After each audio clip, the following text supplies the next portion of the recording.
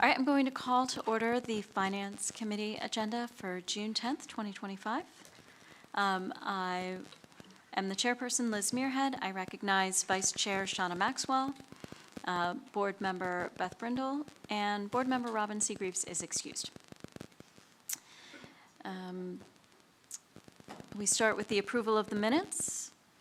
For the May 13th, 2025 Finance Committee agenda, are there any additions, deletions, or corrections to the minutes?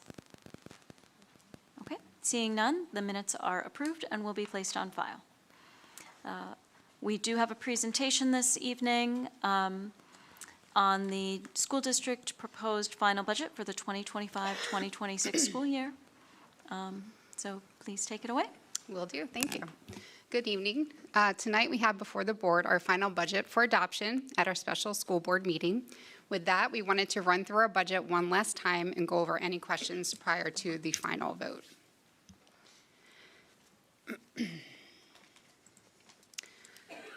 So what you see here is our total operating expenditures of $242 million. Of that amount, salaries and benefits make up 32%, or $77.4 million.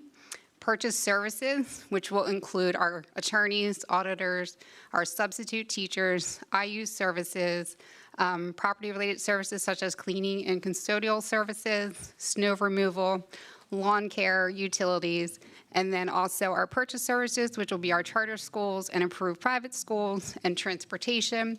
That is making up 53% of our budget, or $129.1 million.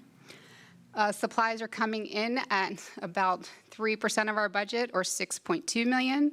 Property is 1% of our budget at $1.4 million. Other objects, which will be our claims and judgment, the interest part of our debt service, making up 5% at $13 million, and then debt service, which is making up 6%, which is the principal portion of our debt service at $14.7 million.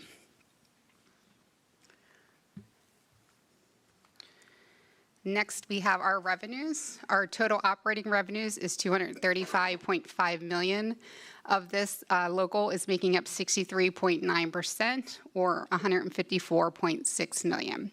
Our state revenues is coming in at 31.6%, or $76.4 million. Our federal revenue is about 1.8%, or $4.4 million. And then to round out our balance to get to the $242 million, we are using about 2.7% of our fund balance, or $6.5 million. Now, I just want to touch a little bit more on our state budget. Currently, we are basing that on what we do know, and that is that our Ready to Learn Block Grant Foundation is up 4.8 million over last year, bringing this funding from 1.5 million to 5.9 million.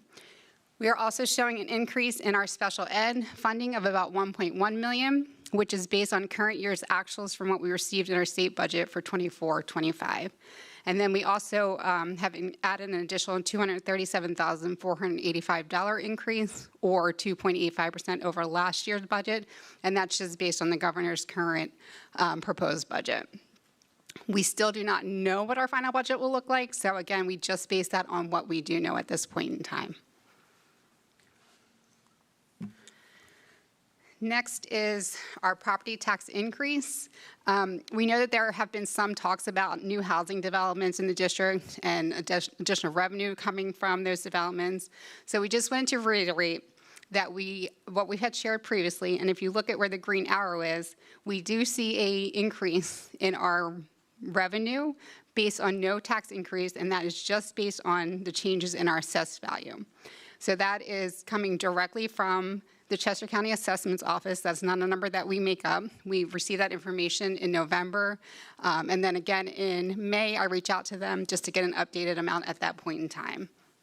So where we could see potential increases in revenue from these residential properties, that would be mainly in the 55+ community. But please keep in mind that any new housing developments could also result in additional expenditures. You're talking about transportation. You're talking about potential students moving into the districts. That brings our our enrollment numbers up, which then our class sizes increase, so you might have to get additional staffing at that point in time. If they decide to send their student to a charter school, that also increases our expenditures. So where it could bring in some income, there's also expenses tied to that. So we just want to kind of point that out because we know that there is talks about that out there in the community, and we just wanted to clarify that a little bit more. Next is a look at our millage. This is our millage rate. Our current millage rate is 42.864. Our proposed to fund the 25-26 is an increase of 3.5%, which brings our millage rate to 44.364. We've also kind of shared down below what the Act 1 base index is and what our adjusted Act 1 index is for the district, and then what we have increased over the prior 4 years based on what we were allowed to do. So just for this, just to point out for like this school year, we could have gone up to 5.1%, but we tried to stay as low as we could with the 3.5%. And next, this is just an example. Tonight, you'll see on the agenda the approval of the Homestead Farmstead Resolution, which is a property tax reduction available for qualified properties in the amount of $446.76. This slide here reflects the impact on homeowners prior to taking this reduction into consideration.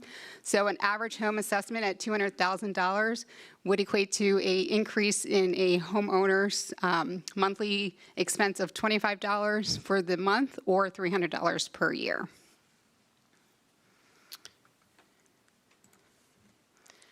And then finally, as I had mentioned earlier, tonight is we are asking the board to pass our final budget at our special board meeting here tonight. So just based on what we had shared, I don't know if there's any additional questions or clarifications that we need to share tonight, or if we're ready to go. I do have 2 questions, just based on some of the notes that I took while you were speaking, Lori. You noted that we're using $6.5 million of our fund balance. If we had not used our fund balance, how much more of a tax increase, like how much of a tax increase are we saving homeowners and taxpayers by funding some of our needs through our fund balance? Yeah, so if you'll see that even at the 5.1% going to the max, that would have not been enough to fund what we need to bridge the gap that we had between our expenditures and our revenue. So we tried to minimize the full impact to the taxpayers and use our fund balance to replace the difference between the two. Okay, thank you. And then the second question is, you showed the impact on the homeowners of just our budgeted increase being $300 additional per year, and you said that was before incorporating the homestead farmstead? Yes, that is correct. What is the difference in the average homeowner that's qualified as a homestead in terms of their savings on the Homestead Farmstead Act this year versus last year? So this year, it's $446. Last year, I'd have to look at the resolution. I think it was around $390 last year versus this year. Okay, so they're saving an additional like $55-ish. So of the $300 additional, qualified homestead and farmsteads would only recognize $245 of that. That's based on the average of 200. But that's correct. Yeah, yes. but that's looking at the average. That is correct. Yes. Thank you. Could I ask if you're finished? I am done. You mentioned that purchase services are 53% of our budget. I know that includes charter and cyber charter tuition. Do you know what the dollar amount is for approximately for charter and yes, cyber so charter? for charter school in total, this is just a total of the charter school versus for regular ed and special ed, that makes up $75 million of our budget, which is about 31% of that 53%. Thank you. You're welcome. Can you say that last part one more time, please? Yes, so the charter tuition that is in our budget is $75 million, which is 31% of that 53% in the purchase services. So of the 120, what was it? Yep, 129, 75 million is budgeted for our charter schools.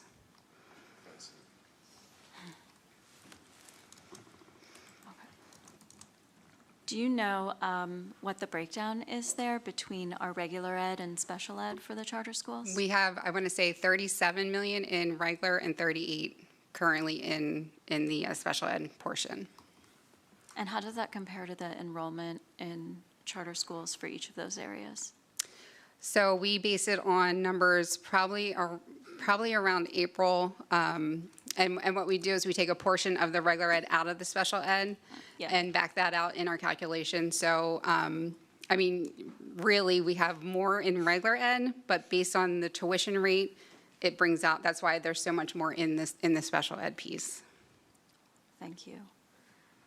We had talked at a previous committee meeting, and I want to just reiterate this, that when we look at the way that the charter school law is written, it causes us to do a calculation of what our per-student spending is on special education using a number of students that is not our actual number of students for special education. Yes. So it requires that we assume that we have, correct me if I'm wrong, 16% of our student body as special education. That is correct, 16. So we're taking all of our special education expenses and dividing it by a number that's 16% of our student body to get a per-student tuition rate. What is our actual special education percentage? So right around 30%. Okay. Thank you. So that's causing us to grossly overstate in our tuition what our actual per-student spending is Yes. by, if I remember correctly, about $20,000 per Yes. student, Yes. which is a function of the way that the charter school law is written for bricks and mortar charter schools. Yes. Okay. Does anyone else on the committee have questions in regards to this presentation? I do have one question that is kind of piggybacking off of what you just said. Yes, And please, go ahead. How would the community member address that disparity between the number that we actually have and the legislation? What can Joe Smo, community member, do to address this? I mean, because that's a big, huge difference that is part of the explanation about why this increase is being proposed. But what can the people actually do to navigate that? I'm going to ask Board Member Brindle to speak to that. I'm glad to answer it. There have been a number of legislative proposals that would correct the special education assumption, so it would base it on the actual number of students rather than that 16%, which is a wildly outdated assumption that is not true. It's inaccurate statewide, and it's especially inaccurate in our district. There have been proposals that would require, right now, we are sending, so say that we have a student who requires special education, speech therapy once a week. We might get $5,000 to $7,000 additional from the state for that student. We have to send the charter school $60,000 a year for that student. So there are proposals in the legislature that would tie it would tie the charter school tuition, special ed tuition, to exactly the same special ed funding formula that the schools use, with a tiered system based on need. Those proposals have passed in the PA House. They have not gone anywhere in the PA Senate. So what I would say citizens can do, should do, what I would love for them to do, is contact Senate leadership, Pennsylvania Senate Leader Joe Pittman specifically. But, and we could, I would think if the district wanted to put out some, I could put that information out, or the district could maybe put out information about it. We'll absolutely put some Yeah. information out regarding that, what the bills are that are sitting there and hopefully And waiting how to on. I know contact. they're focusing on the cyber charter at this point, which would help, but not to the extent of the brick and mortar that If we could also add how people can contact their senators or their Correct. state reps Yep. to, We can add the information Yep, on that'd there. be great. The district is trying to be proactive and really take an aggressive approach to this. We're actually going to be sponsoring a fair funding press conference on June 25th at 10 a.m. We haven't announced where it is yet. We started the planning today. So that information will also be put out to the community and to on our website so people are aware of it and can attend that press briefing if they choose to.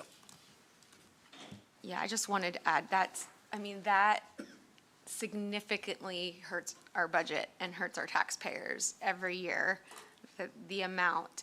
And it's easy to say, like, bring the students back, but when kids have been there from kindergarten to ninth grade, it's really hard to bring kids back because they've created a group of friends and a community that works for them. So this district, as long as I've been on the board for the last 2 years, we have been trying to get them at ground start, working really hard to make sure that they know about kindergarten and the pros of Coatesville. And we've seen a lot of kids come back over the last year saying that there's a huge difference and that it was the best change, but we're going to keep looking for them. I know that Dr. Raparchak has a lot of ideas too in this upcoming year to also work on getting kids back. So, we are trying to think outside of the box here. Any other board members have questions or comments on the presentation?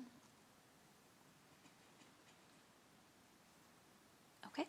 And I had one piece to this, just because Yes. it's brand new information. I know it's a Please. very small piece to the budget, but there was uncertainty and not knowing where we were going to go with it. But we did get our federal program allocations today, and it did just come in about level as last year. So that 1 point is representative of what we will get in the budget. So our estimates were in line with what we're getting. Correct. Thank you. I appreciate all of the context. I think it is important to show, and we continue to try to do this, that although we have the ability by law to raise taxes more, we recognize the challenges of the economic situation many of our homeowners and taxpayers in the district face, and so we try to keep that tax increase as low as possible. I'm a homeowner in the district. I pay district taxes. I know many of my colleagues here on the board and in the administration are in the same situation. I don't want my tax bill to go up, but I also see the challenges of trying to both keep taxes low and make sure that we provide the education that we're required to provide, and if we under-deliver, the number of students who go to charter schools will only increase. So it's a bit of a catch-22. All right.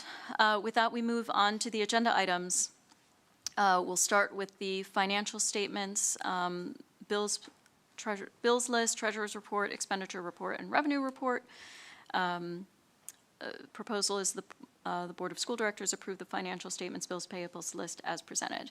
Do any committee members have questions about anything on the bills list? Any other school board members? Okay. Seeing none, committee members in favor of moving this to the full board agenda, please say yes. Yes. Yes. Yes. Sorry, your mic's not on, Shauna. Oh, I'm sorry, yes. Thank you. Okay, this will be moved to the meeting at the end of the month. Moving on to item B, the General Fund Budget and Tax Resolution 2025-2026, that the Board of School Directors approve the General Fund Budget and Tax Resolution as presented in the amount of $242 million for the 2025-2026 fiscal year, with a real estate tax rate of 44.364 mils of the assessed valuation, $4.4364 per $100 of assessed value, and realty transfer tax of 0.5%, earned income tax of 0.5%, and local services tax of $5. Anyone on the committee have questions or comments on this item? Anyone on the full board? Okay, committee members in favor of moving this to the full board agenda, and this will go to the one tonight, please say yes. Yes. Yes. Yes. Okay, it is so moved. Letter C, the school homestead farmstead resolution for 2025-2026. Resolved that the Board of School Directors approve the homestead farmstead property tax reduction amounts in the amount of $446.76 per per homestead farmstead with an assessed value exclusion of $10,070.37 per homestead farmstead as presented. There are notes in the public content that show the change Ms. Diefendorfer already articulated from $390 last year to $446 this year. Anyone on the committee have questions or comments on this item? Anyone on the full board? Okay. All committee members in favor of moving this to the full board agenda, this will also go tonight. Please say yes. Okay. Yes, thank you. It is so moved. And then letter D, approval for authorization of budget transfers for 2024-2025, that the Board of School Directors authorizes the administration to make final budget transfers and assignments for the completion of the 2024-2025 fiscal year financial reports with subsequent board approval of such necessary action at the acceptance of final audited financial statements. This is a normal activity that we do to allow Ms. Diefendorfer to work with the auditors to reclassify any transactions. It doesn't result in any additional spending or anything like that. Does anybody on the committee have questions on this item? Anyone on the full board? Lori, this one goes to the end of the month? Yes, the end of the month. Just trying to keep track. All right. All committee members in favor of moving this to the full board agenda, please say yes. Yes. Yes. Yes. Okay. It is so moved. Letter E, CSIU, Computer Financial Services contract, that the Board of School Directors approve the 2025-2026 contract agreement with Central Susquehanna Intermediate Unit to participate in its financial software services for a total of $8,575 from July 1st, 2025 to June 30th, 2026, as presented.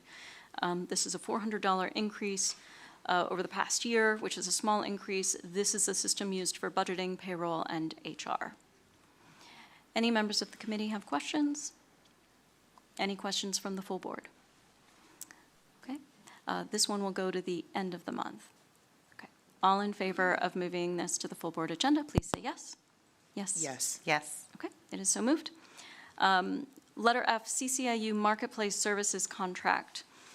That the Board of School Directors approve the 2025-2026 contract agreement with the Chester County Intermediate Unit, CCIU, to participate in its marketplace programs at the most recently adopted marketplace price schedule from July 1st, 2025 to June 30th, 2026, as presented.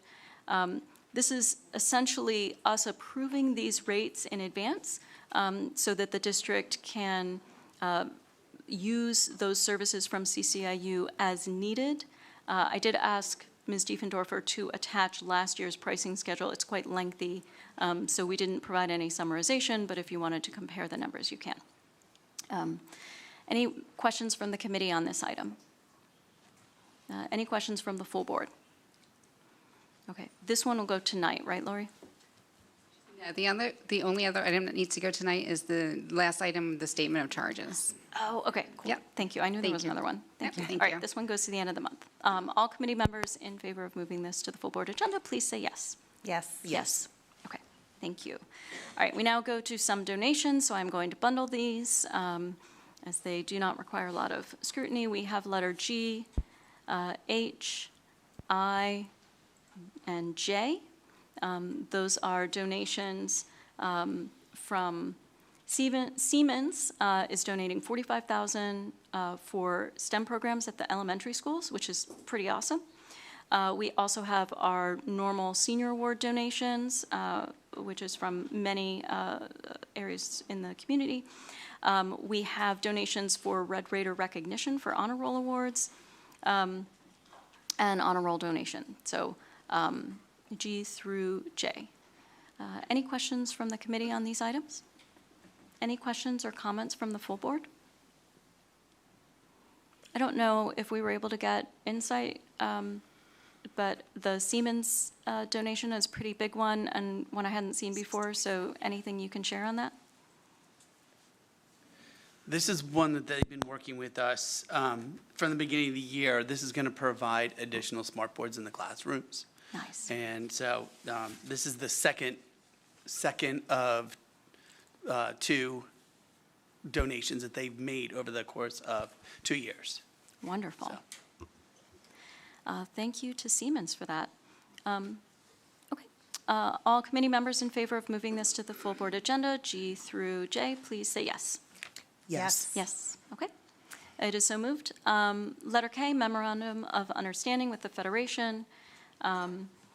This is a memorandum of understanding that helps us more accurately classify employees based on both their tenure as well as a level of employment that they have been promoted to, so that they don't lose kind of their tenure-based incentives because they were good at their job and got promoted.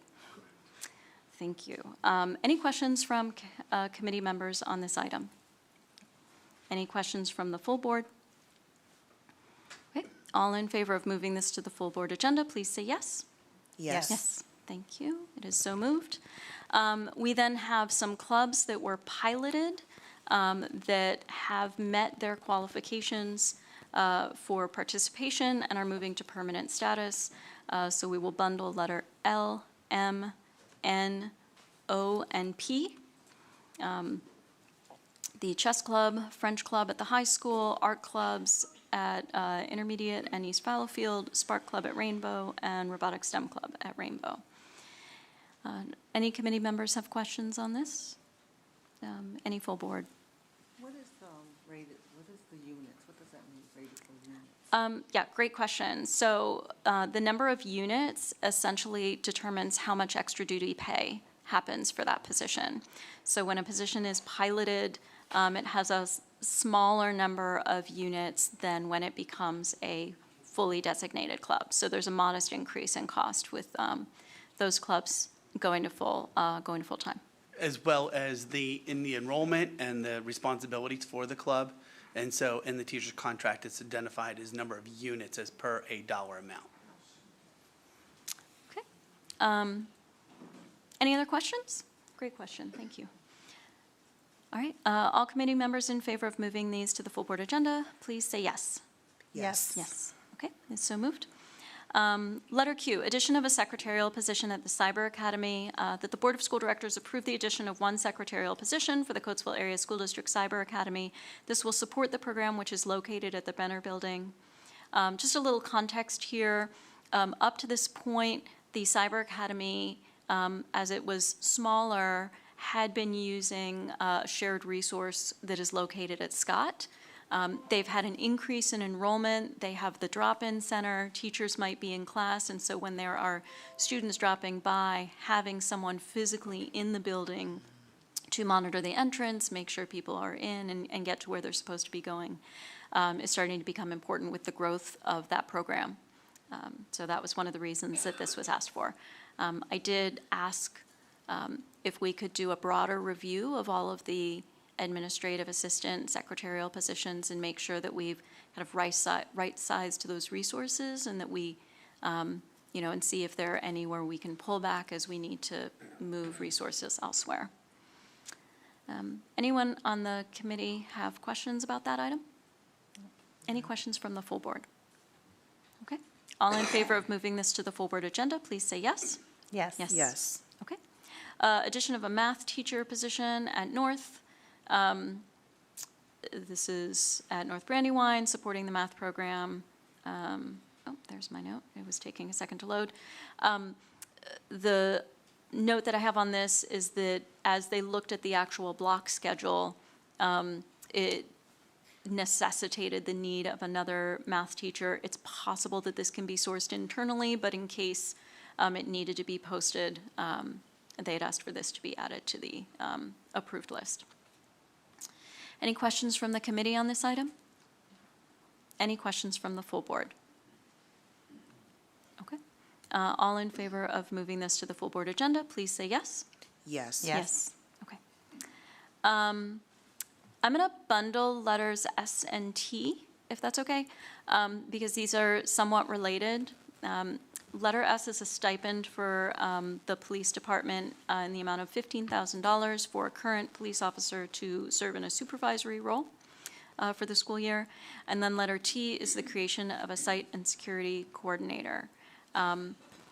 We did have a resignation last month from our chief of police, and we need to ensure both that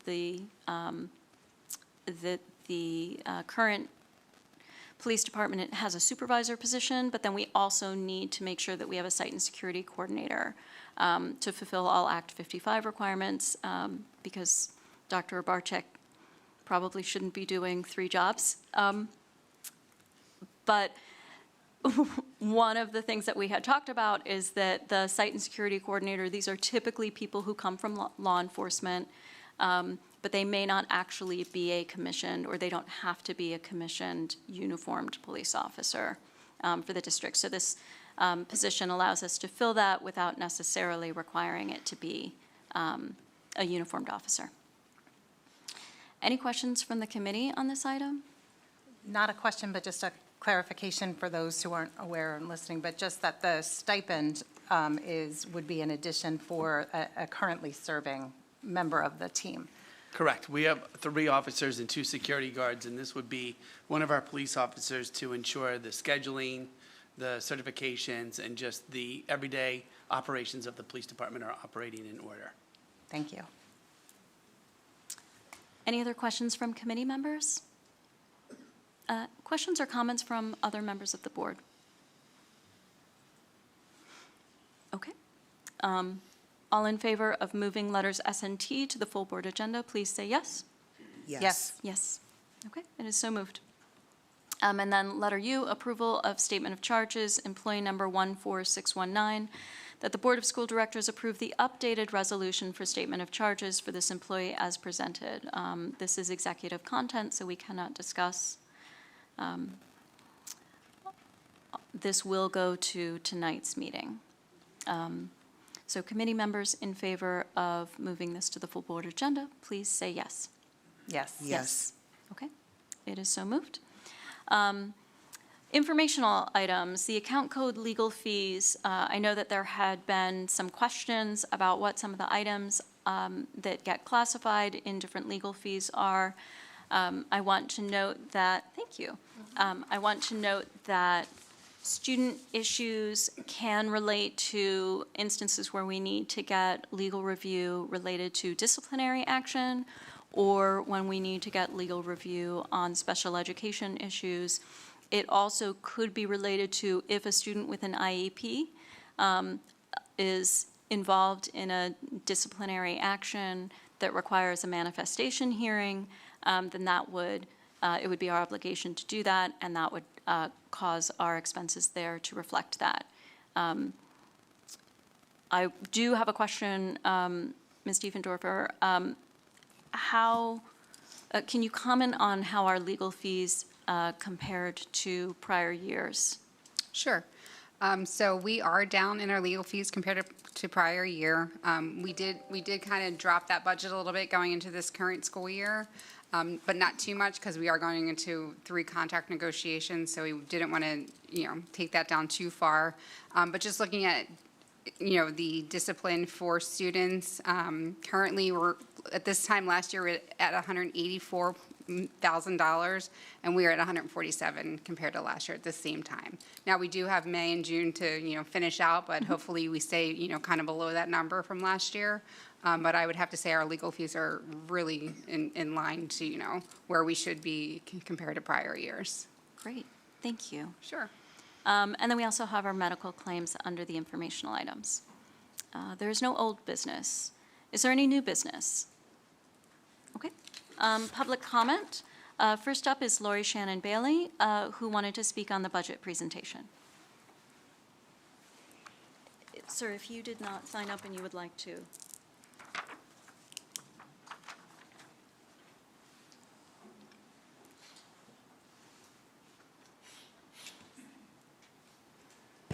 Good evening. The budget presentation is appreciated. I still think that there's room for you all to be a lot more open in terms of purchase information. It would be nice if you all indicated what exactly is purchased. Transportation, of course, is purchased, but you get money from Harrisburg for that.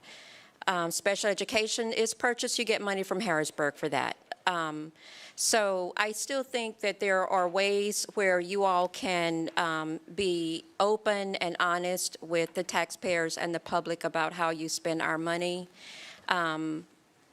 It's very, very discouraging to hear bits and pieces about generally our budget. I appreciate the information that I heard. I always appreciate the information, but I still think you have a long, long ways to go in terms of being transparent.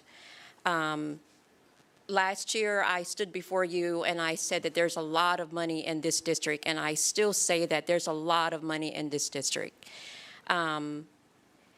The terms of, I'm going to just talk a few minutes about the bills to be approved. Sweet, Stevens, Katz, and Williams, we know that they primarily represent the District for Special Education. I see them two places here for $31,000, but they are listed on the legal fees for I don't know how much money. I'm going to have to pay a CPA to help me go take a deep dive to get into the legal fees, because under two superintendents, we had legal fees that we could read, and they were very, very clear. Well, now it takes almost a rocket scientist to figure out the legal fees. So there's just not a lot of transparency in this board, and it's very, very disappointing. I'm glad to hear the event that you're planning about the upcoming event that Tony mentioned. I think whatever you do is good to bring notice and attention to charter funding and charter fees, so I look forward to that. I think that you as a board have the responsibility to do more, and I'm glad that you're doing that, because I've been asking you to do that almost at every meeting. So I appreciate that. I don't mean to be negative, but you all have known my squeaky voice in terms of my being critical, and I look forward to hearing more about what you all are doing. I understand it's difficult to try to get kids back here, but thank you very much. Thank you, Ms. Shannon Bailey.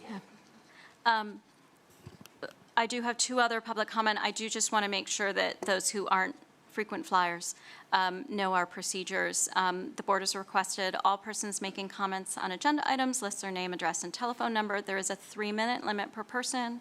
The board does not take action or discuss items not appearing on the agenda. The board values public comments and wishes to convey that although board members cannot discuss items that are not on the agenda, they listen carefully and appreciate and value input from the public. Next is Phyllis Togel, speaking on the budget.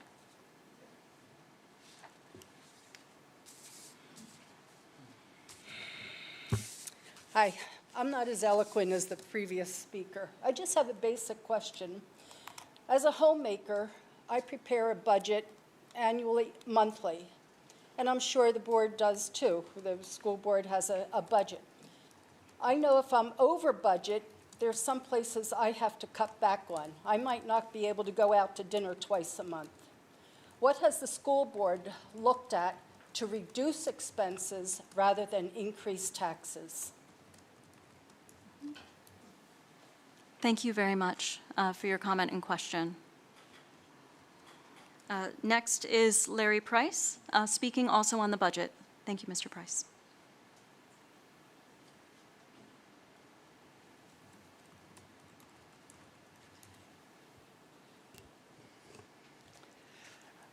I'm here as a homeowner living in a 55-plus community, in particular Traditions of America, one of several that has been built, and there are more, of course, underway that I'm sure you're well aware of. I just want to make sure a couple of things. Most of the people, this is not an absolute, but most of the people who live in my subdivision are in their 70s, some into their 80s. We're not in a position where we can go out and earn extra income to cover increases in tax rates every year. Some people, and many of them, are too frail, have health conditions that don't allow them to go work at Home Depot or something. So, that's an issue. I know in my community alone, guessing of 220 houses, we're probably contributing well over $2 million a year to the Coatesville Area School District. Ms. Diefendorfer, I have a question for you. I would question your analysis of additional 55-plus communities coming in and the extent to which you may need to add additional schools, additional school buses at all, for this reason. And we have a counselor here, he can probably confirm this for me, but generally in a 55-plus community, by Pennsylvania state law, only a certain percentage of people can be younger than 55 years of age. Generally, around 80% of the residents have to be over 55. So I would question whether really there's going to be that much of a demand, if any, for additional kids to be taken care of coming out of the 55-plus communities. We do make use of ambulance services. We do occasionally have a police officer from West Brandywine who will drive through and check on the community. That's about the extent of it. And we are, as I say, just in my community alone, contributing over $2 million a year. So, and to echo what the lady before me just said, as a retired businessman, one of the things I had to do is not only look at how I could generate additional revenues, but look at those things on which I was spending money and make a determination if there are areas where reductions could be made.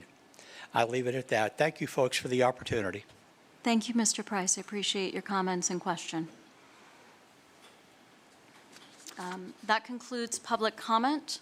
The next meeting of the Finance Committee is July 8th, 2025. So with that, I will adjourn the Finance Committee at 6:41 p.m. and we will move to the next committee meeting on the agenda. Yeah. Okay.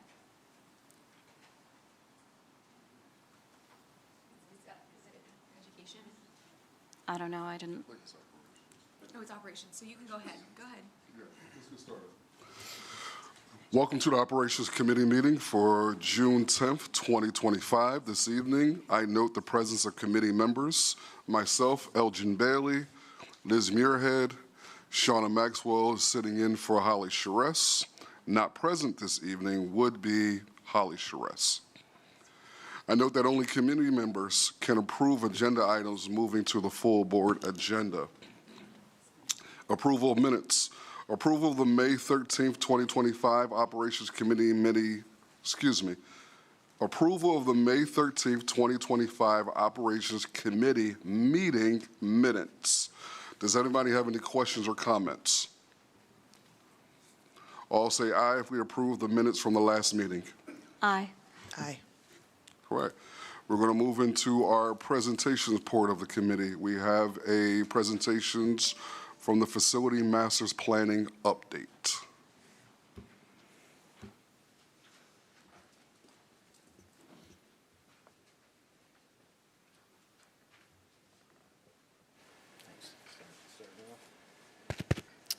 Okay, well, good evening, folks. David Schrader, we're the architects on the projects that you're about to see here.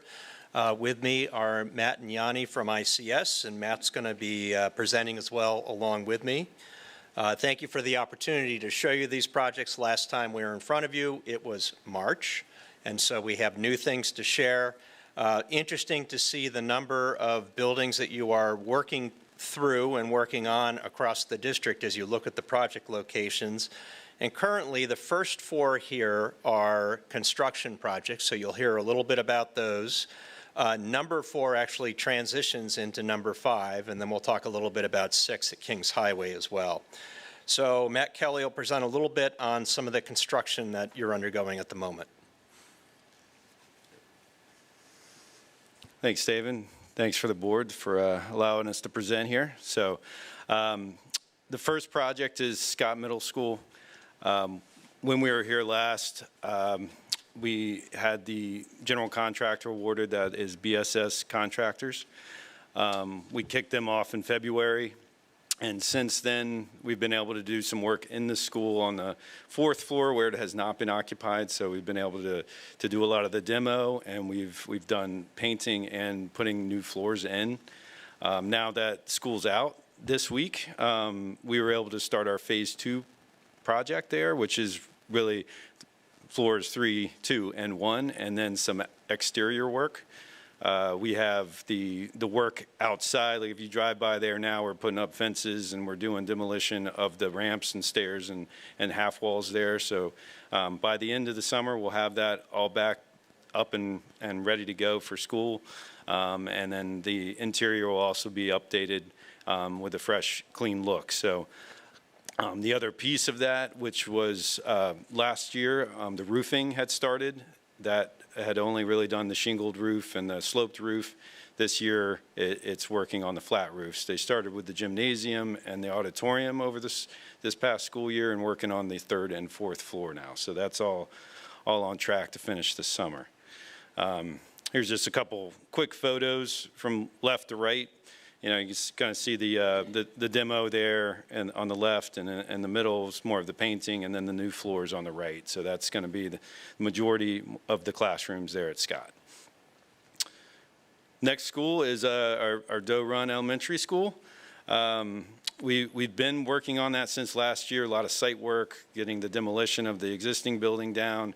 We were able to demolish the slab on grade and everything, and we were able to receive the building permits here in April and have been doing the foundation work. So I know you're driving by, you probably don't, a lot of trucks and just a lot of dirt moving. We are in the process of getting, the foundations, which is the underground construction, plumbing, electrical, that kind of stuff. So over the next several months, you'll start to see things come out of the ground, which will be exciting for that project. A few pictures of what's happened recently. We got a little bit of the compaction and the footings you can see, and then some of the underground electrical there on the right. So a lot of good progress. Both of these projects are on track to finish as expected. And this is a beautiful rendering Schrader put together of the future Doe Run Elementary School. It's a beautiful school. Next project is the Reeseville Elementary addition. As you can see, the picture on the right, you can really see the building now. I think the last time we were here, we were really just in the ground doing the foundation. So now we really can see that progress when you drive by the school. So, roofing is complete, the windows are in, storefront brick are going to be happening this month, as well as putting in the mechanical equipment. The MEP rough-in is well ahead of what we expected, so that's going well. And now that school's out, we do have some tie-ins we have to do within the existing building, so that's occurring this week and the rest of the summer to get through that. Finishes as well, casework, those are all the things we're going to be focusing on in the summer. A few additional pictures here just showing, this is block construction, so you can see there's not really drywall here, so that this really gets done pretty quick. Since these pictures were taken, we've gotten the first layer of paint and we primed all these walls, so we're making good progress on Reeseville. North Brandywine Middle School, this is the phase 1, which is the addition, which will, in the future, kind of the new middle school will be built on top, with this. And David will kind of go into that in a little more detail. But this is on the same trajectory, same path as Reeseville, a little bit different construction, but CMU walls, foundations, and wall framing is complete. Roofing is complete. They've been putting in windows, storefront. And just like I said with Reeseville, they're on similar properties, as you know, and they're making good progress on these as well. So the big push here is the drywall. So here you see the pictures, a little bit different construction. See the studs. So at this point we've gotten insulation and we are doing drywall in this building now. So this is taking great shape, and we're on schedule for all these projects. For the additions in the summer, Scott in the summer, and then Doe Run is end of next summer. So we're happy with the progress. And with that, I'll hand it back over to David. Yeah, maybe a gentle reminder of the eye on the prize concept, and what we've been doing with North Brandywine Phase 1 is grabbing capacity by adding space to that building to allow for the students to fit while we build the new North Brandywine project directly next to it. And the one-story addition will tie into the two-story building very nicely, because this building descends down the hillside from that one story. And once that project is finished and both buildings are tied together, then down comes the old North Brandywine. And keep in mind, what we're doing is building your next generation of 50-year buildings, just like the last generation of 50, 60-year-old buildings served the purpose as they went through. The aesthetic of the building, in a second, I'll share a couple of images as well, is very similar to what you're seeing at Doe Run. And so the intent there is to try to have some similarity of at least your elementary and middle schools as you start to move through the next generation of buildings in the district. So this is a little update as to what the schedule is going forth. Design development, and this is for us, this is the internal work that gets done on these projects, will be done in July. The bidding and construction documents will be done in November, and the intent is to bid this so that you can begin construction next spring. The construction intent is to go from March of 2026 through the end of summer 2028. Students will move into that building, and then the old North Brandywine building begins the demolition process, similar to what you just saw for South Brandywine before it became Doe Run. So students will be in that new building as the building directly adjacent is being demolished and the site being restored. It's going to leave, from a site perspective, a very nice distance between Reeseville Elementary and North Brandywine. There will be playing fields there in between the two buildings, and a much more open circulation pattern between the two structures as well. So I think you'll appreciate that as the site begins to change over the next 3 years. As I said, the exterior aesthetic is intended to be somewhat like the elementary school, the Doe Run project, maybe just a little bit more sophisticated age-wise. The internal part of this, though, is setting this building up so that it's all teaming structures of approximately 150 students each. The intent there is that you're able to make the size of the building feel much smaller by having these smaller learning communities within. Then, of course, with all the shared spaces as you go through. So this would be a front entry as you would see it from Reeseville Road. The bus drop-off area will be on the right-hand side, and you're actually looking directly at the parent drop-off side. As you come down the hill, actually it's going to be, as you come down the hill from the Reeseville entry, you'll pass by this side of the building, and the left-hand side of this image, right beyond that, is where the one-story portion actually sits slightly up on the hillside and descends to this two-story version. So all of it will look very similar. It'll be one cohesive building as you look around the perimeter of the structure. There is a courtyard in this building, and the intent there is to provide a space that can be utilized both for education and perhaps for a dining area. Difference between the courtyards of old and the courtyards of new is now the spaces are backed directly up to the courtyard, so you can actually access these courtyards. The old courtyard intent was to provide daylighting in the classrooms, and all of those courtyards were not used, and so they became overgrown. That was kind of a natural of the courtyards of old. So that's just some imagery there. At the same time that we're working on that project, we are working towards the Kings Highway renovations.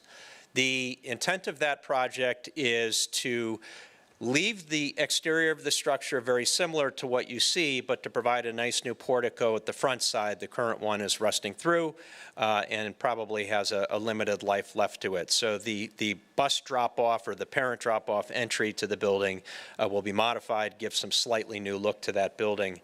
But we are replacing the modulars, and so at the back side of the building, you'll see a replacement with an addition of 6 classrooms, and then the balance of the building, the interior gets fully renovated. So those of you who've seen the old ceilings, the old finishes, the old doors, and all of those things, we are revamping all of that. The library will be new and newly refurbished. So the spaces on the inside of the building will feel like the other buildings that you have that are newer. In this project, the land development approvals are in progress. We are in what we call the design development phase, and currently there will be a cost estimate underway shortly for that. and then a construction document cost estimate that'll be to you by the end of July. We do have a budget that we have established for that, but these are good tests of that to really bring you some real numbers for the Kings Highway project. A little shorter timeline on this one than North Brandywine. We intend to bid in August, and the construction process is intended to go from October of this year through August 2027. And as you can imagine, we're doing that in a phased construction process so that the students are, have as little interaction with the actual construction within the building as possible.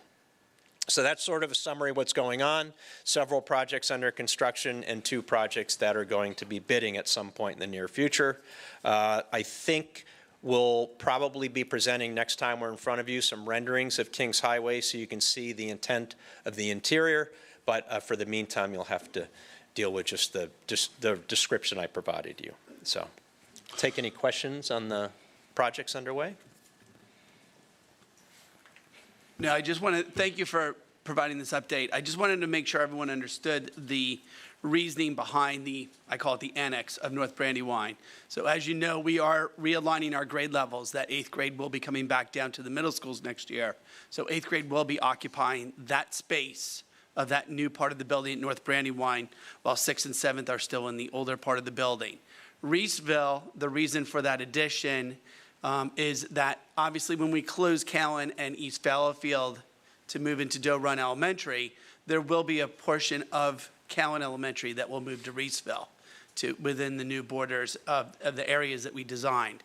So that's why that addition is so crucial, because the Reesville Elementary School will be adding about approximately 125, 150 students. So. Yes, I have a few questions, and I might have just missed it. So is Scott going to be done by the end? Should they be finished and completed by the school year? Yes, that is the plan. Okay, Yep. so there shouldn't be any more issues with Scott until That's you the find plan. one. That's right. The punch list, that's it. Okay. That's- We're spending a that's lot of the money, goal. though, so I really, really hope that like we're getting most of the things that have been a pain in the butt, you know, for the last few years. So we should be good with Scott. And then my only other question was for Kings Highway. When we start working on it, can we just make sure that the nurse's office has a bathroom? It's in the plans. Okay, good, It good. is in the plans, I didn't see yes. the plan, so I didn't know, and I just know that it's a thing. Yeah, great comment. Well, I just didn't know. They don't have one now, so, okay, So, cool. so can I just comment on Kings Highway for a second here? In the plans, we haven't approved anything yet. The nurse's suite is being reconfigured and refinished with a bathroom, ADA compliant and everything. And the front office space is being fully renovated, so it's actual office space Okay, as compared to Before separate everything rooms now. else. Are you saying that before the rest of the construction? No, that'll be part That's of part of this this whole thing. construction, yes. Okay, With all the right. renovations that occur in the building as well. Okay, Yep. all right, cool. Thank you.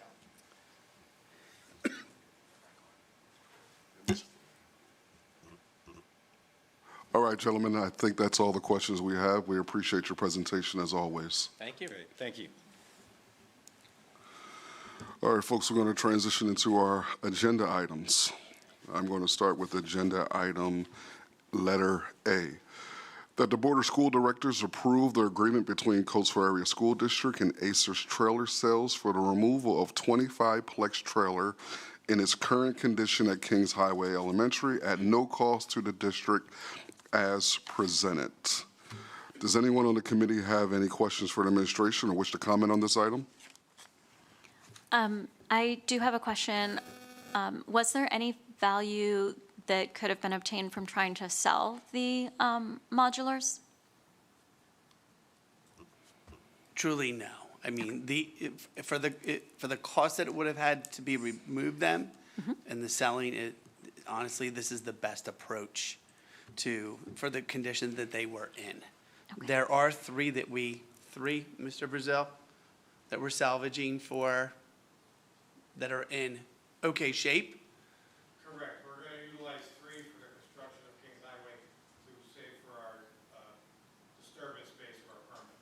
And when the job is done, they will Okay, so there are 3 that we're retaining. They're in good enough shape that we can retain them as like administrative Correct. buildings during the construction. Correct. And then they'll also be removed. Yes. Okay. By the same company. Thank you. And there was a lot of stuff in there, like a lot of stuff, like new stuff in there. Did we get everything out of there? That is, Salvageable. that was, yes. Yep. Yeah, you might as well. I You there's a know, lot of- you know I- how we are. I can tell you, we going through there, and Sorry, I'm not IT. My guys went up, took what we could, that we thought we could use, yes. A lot of it was pretty bad because it's been sitting there I in know. storage for years. We did take the best, was it 35 desks and chairs and Yeah. stuff, cleaned them. We have them in storage to utilize them again, but we did take a lot of stuff out of there. There was a before it brand new just- deli slicer, I think, in there. No, there was no brand new deli Oh, it was slicer in old. there. Okay, I thought there's Yeah, some yeah. new stuff like Yeah. that in there, so I just want to make sure. No, there was We no can sell brand new that deli crap. slicer in there. Oh, wait. No, I don't want it. What do I need a deli slicer So for? I just make this note. I'm not a hoarder. So if you saw South Brandywine, when Yeah. I got here last year, Yeah, you couldn't even walk through that building. I know. Because everything was dumped in there. The Yeah. same thing happened up here. So for me to go in and start taking, I have nowhere to put it, and I don't want to move this to there and keep moving it around. Yeah, We really went through, I mean, there was some new lighting that was purchased years ago yeah, that is completely obsolete now. I know. No, And- I know. And there was an auction previously held there because there was a lot of stuff that was tagged that was never sold. That was 3 years ago. You know, so it's gone. You know, we Yeah. paid to get rid of it. And it was cheaper for us to pay somebody to come in than I to get have our that. own with the dumpsters. That actually it was pretty cheap when the guy called us at the price. I said, oh my God, you know. Yeah. yeah. No, I just And we wanted to got make quotes on it. sure that what we could sell, we could sell. I mean, like if it's in there and we don't need it, let's sell it. That's helps. Yeah, there is nothing in there right now. Okay. All right. Cool. Wow. What We we've took bought out in the what past we took out what we could use. just threw And in somewhere. I think Dr. Seems like a Barczyk has long- pictures of everything that was in there. It No, was- no, I know. And unfortunately, this administration has nothing to do with the years and years of hoarding. I know. In every school that, I mean, Callan had it in the basement and. Well, I can tell you, moving forward, the buildings that we're closing will not end up like that. I appreciate that. It's been decades, I'm telling you. I remember I- going into Callan's basement I know. after the flood, and they still left that's like a mold hazard. I am very well aware, I know. South Brandywine became the storage place that nobody did anything with, and it leaked, so that stuff sucked. And then Kings Highway, we kept on getting more and more trailers, and it's, why are we Yeah. buying this stuff if we're not using it? That's like my, Yeah, I'm not storing stuff just to throw it away 10 years from now or leave it for Right. somebody else to take care of. right, If it's no good, we're going to dispose of it immediately right. and not store it. We're not moving from around bad All right. places. That's just what I wanted to make sure. And long we have a process now moving forward, like I think you do, that's not going to happen again. Things won't get moldy. You know, but brand new things aren't going to go missing. Believe me, we especially, you know, when the budget come down, we stop buying. We only buy what we need. No, on I a know. day-to-day basis. I know. Lori's really put that on. You can ask Lori. No, I know. I'm pretty tight. I'm pretty tight with Right. money too. No. So I'll admit that. It's years and years. I feel like I'm just responding to our comments, which are all valid comments from today. They, you know, where can we be better and not take taxpayer dollars? And we've had years and years of other administrations, other directors, you know, they let our buildings go for so long, right? They threw things in other buildings, and we're cleaning that up now. So, and I appreciate the new process, and, you know, things aren't going to just stick around, and that's my point. I agree, and Dr. Barczyk and Lori can tell you, I've gotten quotes on projects that I thought were too high, and we're going to do a lot of things in-house. I have a lot of Yeah. faith in my guys. They're very talented individuals, just they haven't been given that opportunity in I quite a agree. while. So, they're going to do it, and I'll help them. I Yeah. have no problem jumping in, so. I appreciate that. It's changing. Yeah, I know. Thank you. Yep, You showed us that with the tennis courts, and it was very appreciated. thank you. I'll stay here for the next. Yeah, you might as well hang out for a little while. Get a chair, drink, whatever you need. Any of the board members like to ask a question or make a comment? Hearing no questions, comments, please say yes if you agree to recommend this for full board approval. Yes. Yes. All right, moving on to agenda item B, that the Board of School Directors approve the agreement between Coatesville Area School District and Healthcare Service Group to provide custodial support services identified in the agreement commencing July 1, 2025 as presented. Does anyone on the committee have any questions for this administration or wish to comment on this item? I do have a question. How do these services compare or supplement what's done by our in-house team? So,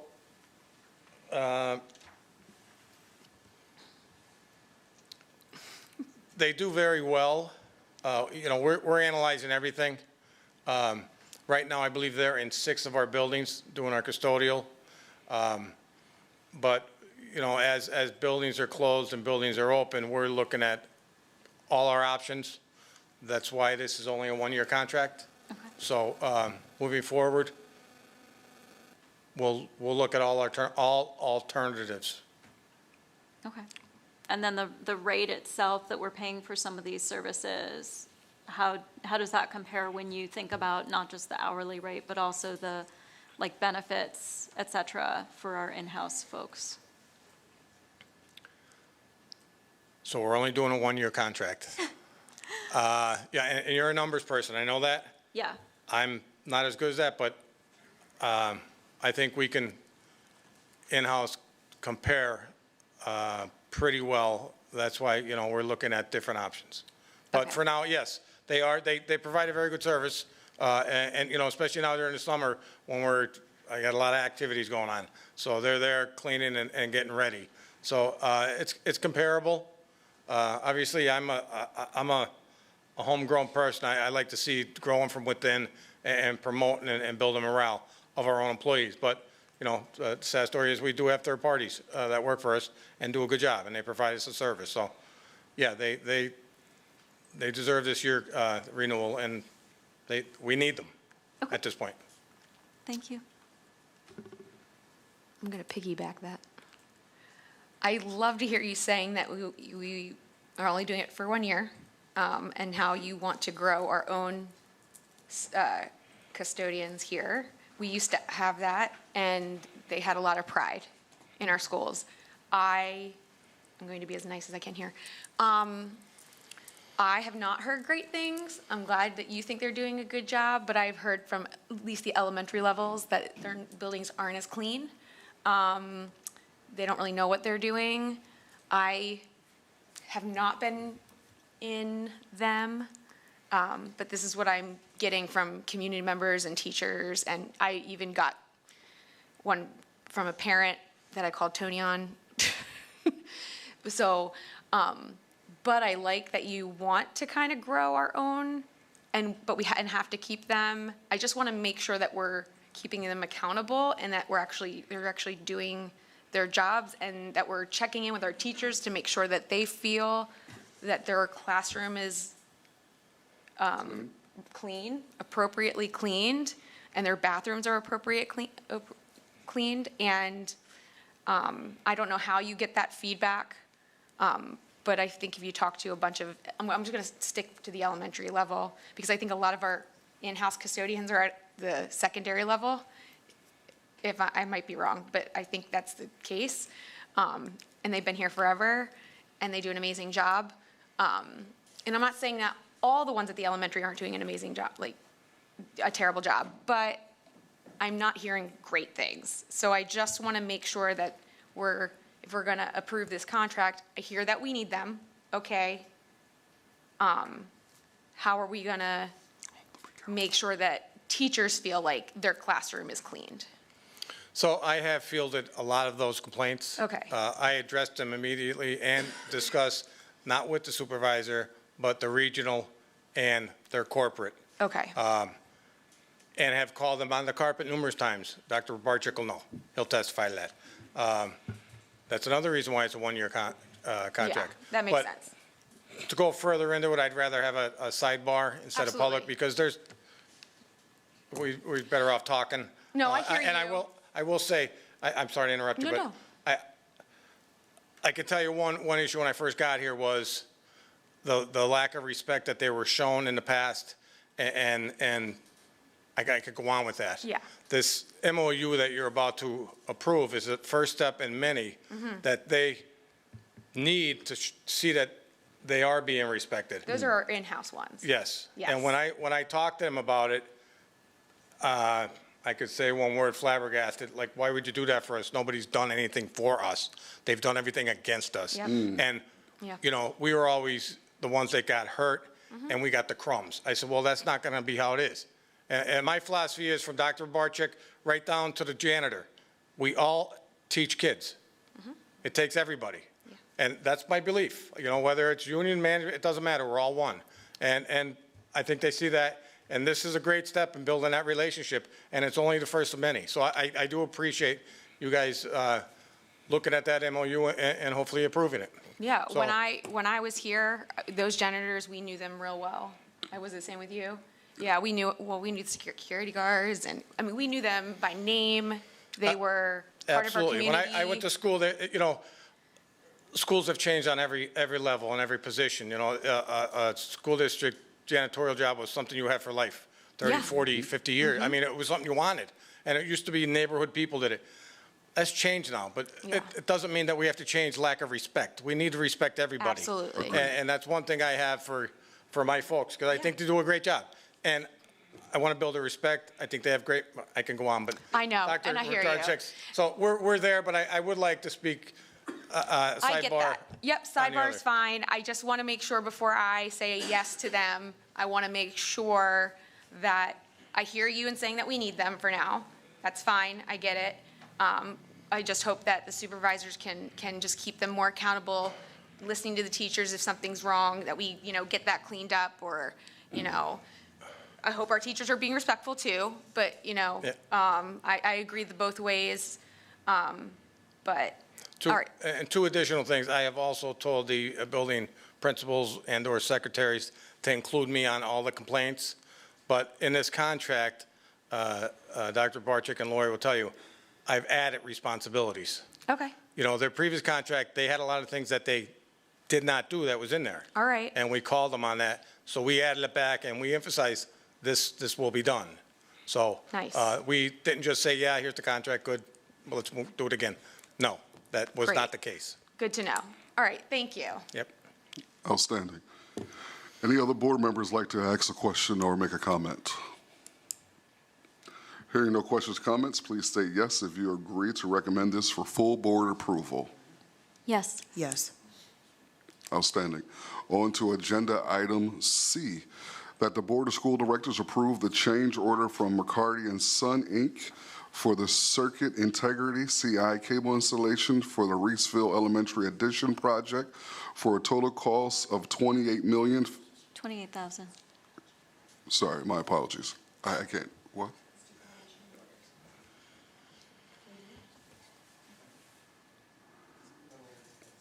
Yeah, that was all right. Thank you. Just, don't make me have a panic attack.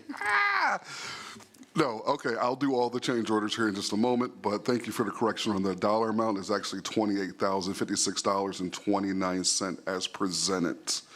Does anyone on the committee have any questions for the administration and wish to comment on this item? Any other board members like to make a question or make a comment? All right. Hearing no questions, comments, please say yes if you agree to recommend this item for full board approval. Yes. Yes. Outstanding. Okay, so let's get down with the bundles. We're going to bundle our change orders. That would be D, E, F, G, H, I, and J. Does that sound good? You okay with? All right, outstanding. Nope, I just want to make sure I have your approval to do that. All right. All right, so I will summarize it by reading D, and if we have any comments or questions, we can address those in a moment. That the Board of School Directors approve the change order from Lumbar Inc. to address permit comments and roof insulation for Reeseville Elementary Addition Project for a total cost of $64,731.26 as presented. Does anyone in the committee have any questions for administration or wish to comment on these items? The only question that I have is, like, I think these amounts are each quite different, but when I compared them to, like, the total amounts of the projects, they felt like they were kind of reasonable changes in light of the scope of each project.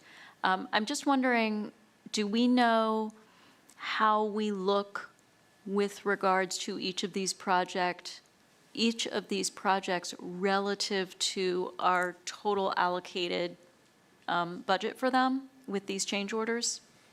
So I can tell you, Lori actually does analysis and up-to-date spend along with ICS, and they do their total spend.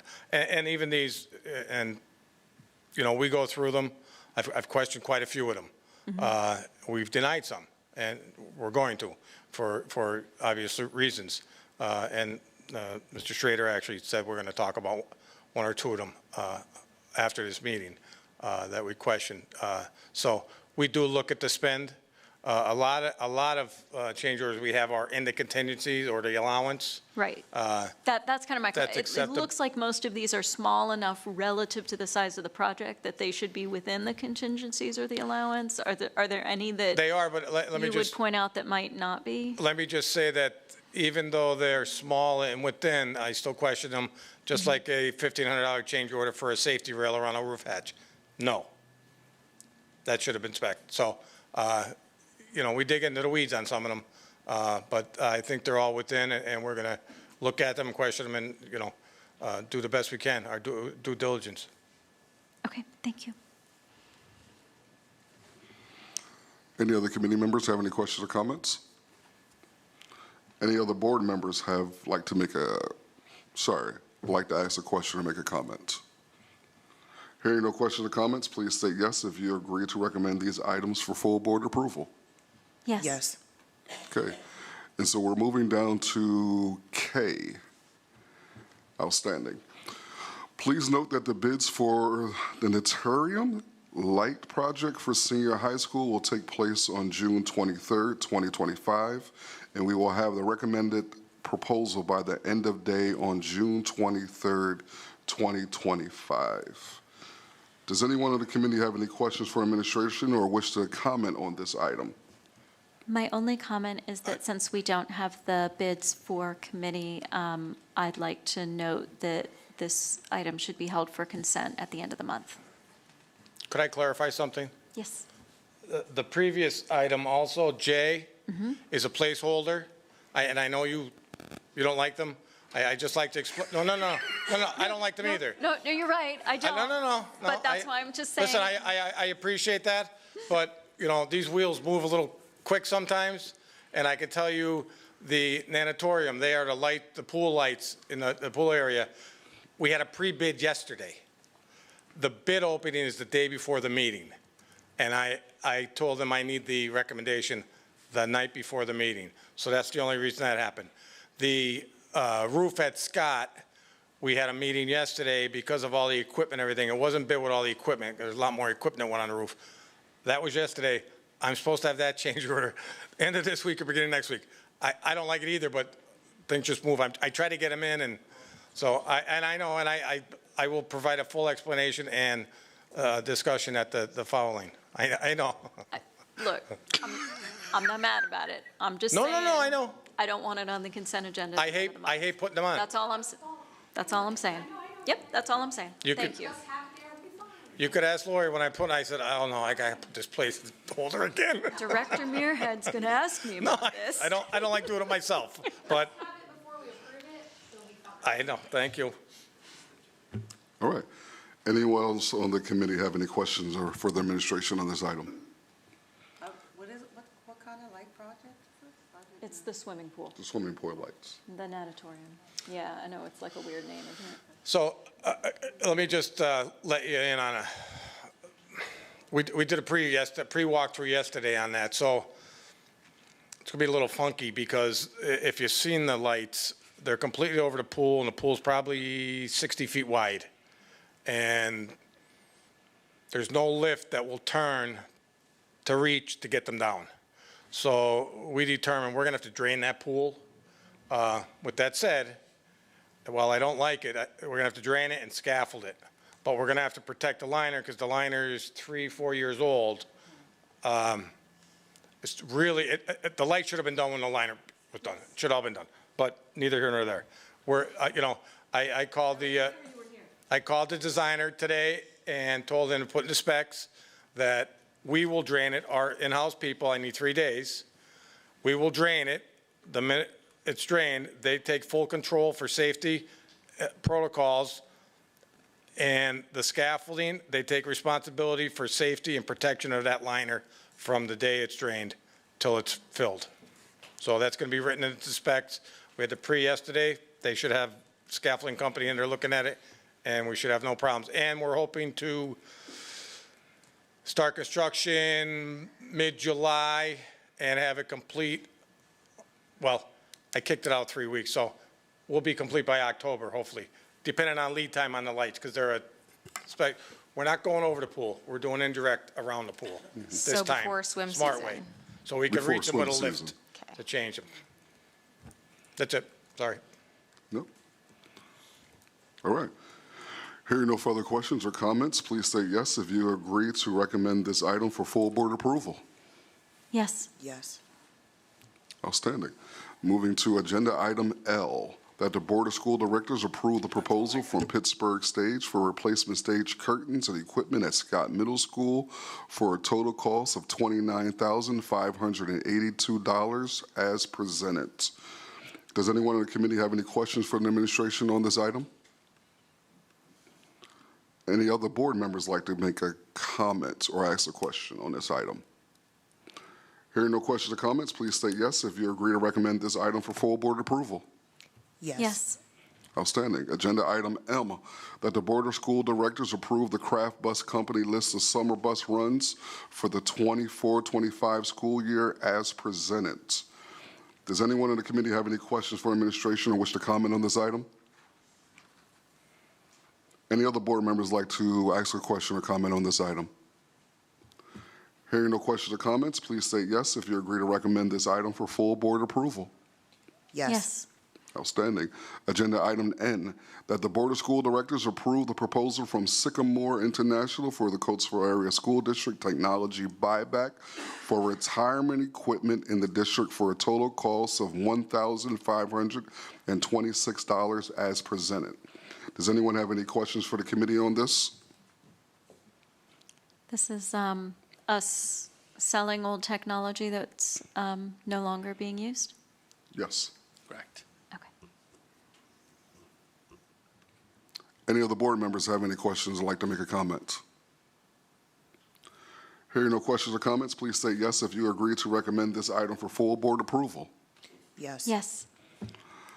Outstanding. Agenda item O, that the Board of School Directors approve the proposal from Statewide Software Sales for the Coatesville Area School District's Microsoft Annual License Agreement for a total cost of $135,922.50 as presented. Anyone in the committee have any questions for administration or wish to comment on this item? What's used to determine the number of licenses that we need? Mr. Oliver?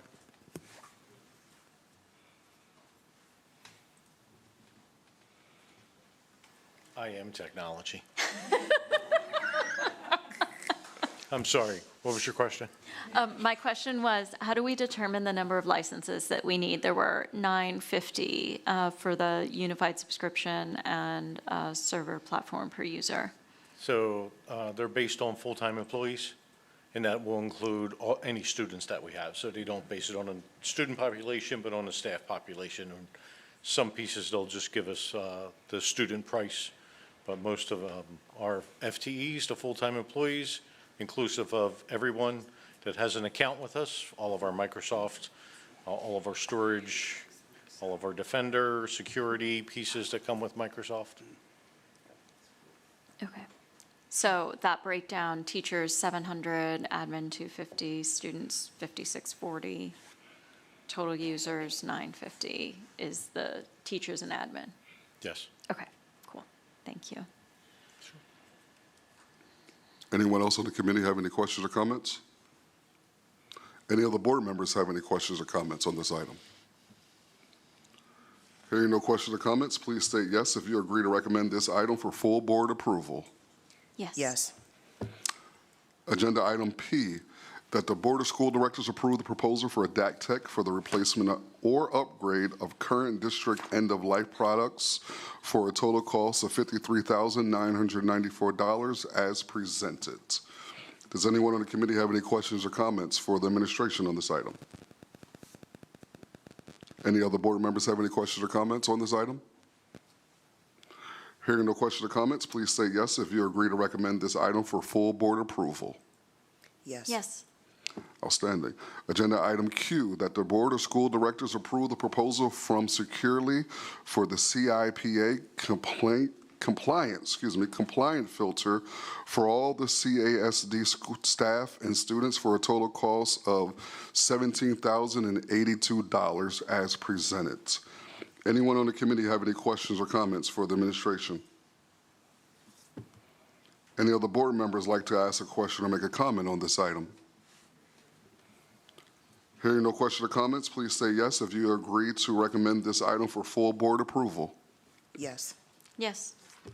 Our last agenda item would be agenda item R, that the Board of School Directors approve the proposal from Appendage for the renewal of the district website service for a total cost of $29,006.25 as presented. Does anyone on the committee have any questions or comments for the administration about this item? This is listed as a renewal, but I don't see notes about whether the cost has changed from the prior year. Do we know that? I don't think there was any change. The one change that we do have is we've started to implement ThorShare, and you should have got some emails for that, which is our mass notification, which will do away with School Messenger, which is $16,000 or $18,000 a year. So I think it was minimal, may have been a 2% increase from last year for our website, but But we will it was- realize a cost savings from the elimination of school that was the messenger. intention with going with Aptigee in the first place, so that we could move everything into one place. Those announcements go to the website, and it's all tied together for mass notification and communication. So our new communications person will have a good tool to advertise. Okay. Thank you. Outstanding. Any other school board members have any questions, comments on this item? Hearing no further questions or comments, please state yes if you agree to recommend this item for full board approval. Yes. Yes. All right, we're moving to our informational items. None? Outstanding. Any old business? No? Any new business? All right, we're moving down to our public comments. The board has requested that all persons making comments of public concern list their name, address, telephone number, and topics on the sheet provided. There is a 3-minute time limit per person. Time may not be yielded to another speaker. Our one and only speaker tonight is Lori Shannon Bailey. Agenda item topic, facility planning update.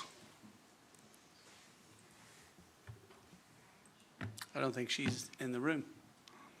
That's unfortunate. All right. You want to give her a moment to see if she comes through? All right.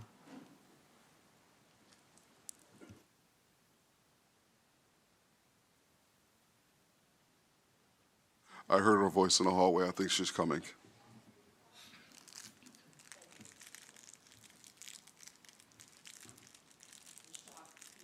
We didn't start the clock. You're okay. Thank you. Yep.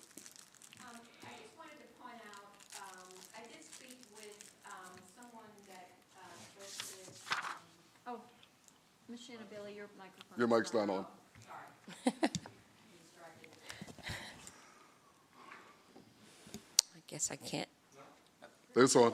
Okay. Now it's on. No, you turned it off. Hit it one more time and it comes back on. Don't touch it. Too many M&Ms. I spoke with a lady, I cannot think of her name, but she did speak with our facilities director in February and some other people about some grants with regards to the new construction. And there were about 4 or 5 people in this conversation, and she is still waiting on an answer about applying for these grants. So I don't have the information with me now, but she's still waiting. Can you just email that to me, Ms. Yes. Annabelle? Thank you very much. Outstanding. Our next meeting will be held on Tuesday, July 8th, 2025. If there's no other business, I adjourn the Operations Committee meeting at 7:31 on June 10th, 2025.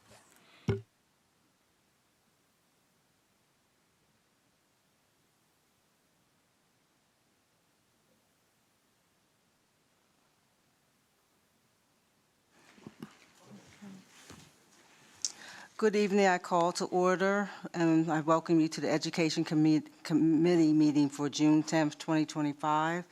This evening, I note the presence of committee members Elgin Bailey and Stephen Wilson, and myself, Donna Rowland. Also, I would like to acknowledge our employee representatives, Amy Brown and Hannah, is it Captor? Where is she? Hannah? Oh, Captor, thank you. We have a quorum, so we will move ahead with the meeting. I note that only committee members can approve agenda items moving to the full board agenda. Now I have would like the approval of the May 13, 2025 Education Committee meeting minutes. Does anyone have any questions or comments? All say aye if we approve the minutes from the last meeting. Aye. Aye. Thank you. We do have a presentation from the Chester County Intermediate Unit, I believe.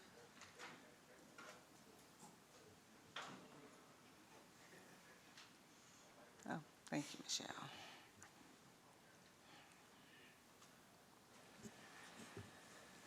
Good evening, everyone.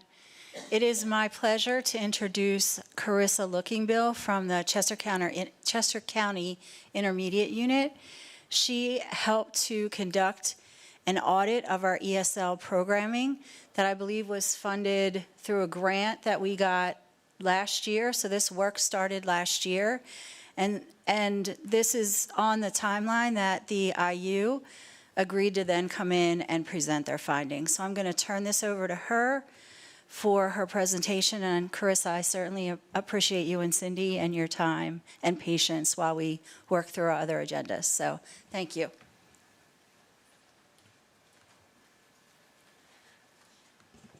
Hello, everyone. Thank you very much for having us today. We're really excited to be here to present the information, the findings, and the recommendations that we have from our English learner audit. So approximately this audit started in about November of this year and wrapped up around April of this year with our board presentation as the culminating action of this audit. So I will address first the outcomes and the objectives that we had outlined along with Coatesville administration as well as our team of experts at the CCIU. So with our English learner audit, we were intended to conduct a review of the ELD master scheduling to address opportunities to develop and enhance educational access, intervention, and supports for English learners. We conducted a review of the K-12 English learner academic program and curricular resources in alignment with the best practices for English learners. We conducted a review of the K through 12 English Learner Program assessments, including screening tools, benchmark assessments, diagnostic assessments, curriculum-based measurements, and progress monitoring tools. And finally, we created and analyzed the results of a stakeholder survey, including key findings, key themes, and considerations. As part of this review, we reviewed the following documentation and frameworks, as well as conducted informal focus groups and interviews. Those included the K through 12 academic programming, the 2023-24 Language Instruction Education Plan, or otherwise known as the LIEP, master scheduling, K through 12 EL teacher scheduling, building level EL student lists, teacher developed curricular resources, ESL 1 scope and sequence, as well as in ESL 2 scope and sequence, the 10th grade ESL scope and sequence, teacher anecdotal notes, K through 12 assessments, including the diagnostic, benchmark, and screening tools, as well as the K through 8 curriculum probes, also known as progress monitoring tools. As part of our findings, we've divided them up into 4 large bucket areas that I will address within, and I will address components within each as part of our findings. The first is on the K through 12 EL academic programming. Our first finding is that CASD does have a language instructional education program, an LIEP, which does include information about current EL programming in all schools at Coatesville. Finding number 2 is in a review of teacher surveys, 56% of teachers indicated that EL students are included in developmentally appropriate content area classes. Those content area classes include social studies, science, ELA, and mathematics, and in school-wide activities. In finding number 3, in a review of ESL teacher schedules, students with disabilities are appropriately included in the ELD programming. Our second large bucket area, was within the ELD scheduling review. Our first finding from that ELD scheduling review is in a review of ESL teacher schedules, students are grouped for pull-out instruction and classes based on students' grade and proficiency levels. In finding number 2, in a review of ESL teacher schedules, newcomers, meaning students who have been in this country for less than 1 year, receive more frequent instruction in comparison to multilingual learners who have experienced schooling in the United States and or are more proficient in the English language. ELs receive both content and language instruction during their ELD time. The third large area is the curricular review area. In this first finding, CASD initiated a review of ELD curricular teaching and learning materials to ensure that it is meeting student needs, which includes an inventory of ELD curricular resources. So a wide variety and array of curricular resources are used to support ELD programming K through 12 at Coatesville. In finding number 2, we found a review of curriculum documents revealed that high school ESL 1, 2, and 3 instructional programming included a generalized scope and sequence of ELD curricular areas of development. And then finally, our final area that we reviewed is the K through 12 assessments. For our first finding is a review of the K through 12 ELD ELD program assessments indicated that English language foundational literacy skills are covered across multiple domains. Finding number 2 indicated that through a review of K through 12 assessments, multiple assessment tools are available for screening and benchmarking across all grade levels. And in finding number 3, through a survey and interview responses, teachers reported using assessment data to support data-driven instructional decision-making and including differentiation and adaptations. As part of this EL review, our team also made recommendations for further review from Coatesville Area School District. They include those 4 large areas, and I will proceed through those 4 areas again. In K through 12 academic programming, our first recommendation is that the current LIEP is dated in 23-24 school year.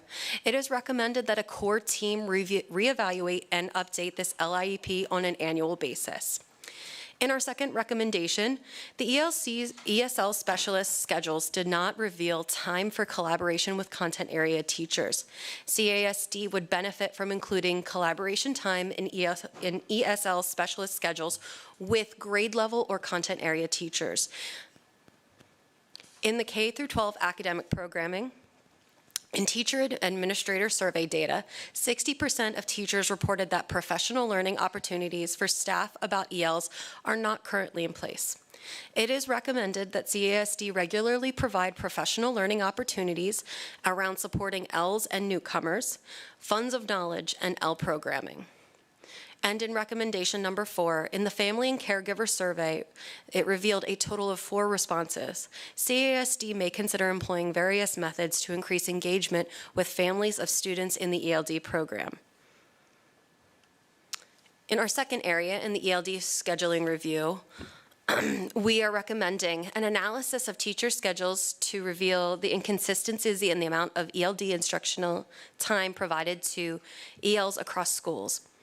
Establishing district-level guidelines for instructional time based on students' proficiency levels would help to ensure equitable support. Additionally, defining the term a newcomer at the district level would provide clarity and consistency in service delivery. Our second recommendation is in an analysis of ESL specialist schedules. It revealed that the number of ELs represented in each schedule did not align with the total of ELs on each school list. It is recommended that CASD calibrate the ESL specialist schedules to PIMS reporting data. And finally, in recommendation number 3, CASD may consider using the Pennsylvania Department of Education ESL teacher time calculation forms. These are newly released forms as of December 2024 to create consistency around student groupings and teacher responsibilities. In our curricular review areas, our first recommendation is CASD may consider establishing a cycle review process to design and monitor clear and logical curriculum scope and sequence across grade levels that meets both the PA Core and the WIDA ELD standards. In recommendation number 2, we recommend that CASD curate and develop teacher-friendly curricular frameworks for ELD programs that include key components such as essential questions, strategies, and language objectives. In recommendation number 3, we recommend that CASD align content area materials with differentiated resources and accommodations for ELs to support targeted adaptations that maximize student access and participation in content area instruction. And finally, in that last area, K through 12 assessments. In our first recommendation, CASD currently has a wide collection of screening and benchmarking tools. To strengthen assessment protocols, CASD may consider establishing clear and aligned assessment mapping across all grade levels. In our second recommendation, CASD would benefit from an assessment calendar to ensure timely interventions. And in our third recommendation, CASD currently has multiple high-quality screening and benchmarking tools available.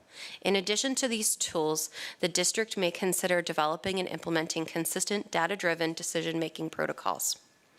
The CCIU recognizes that we have recommended a wide variety of areas for consideration for proposal for growth, and we recommend as an overall consideration for Coatesville to prioritize these areas and consider a multi-year rollout in this process to ensure that one specific area is not being overloaded within a single year, and to ensure that the maximization of the strength of the rollout happens within each year.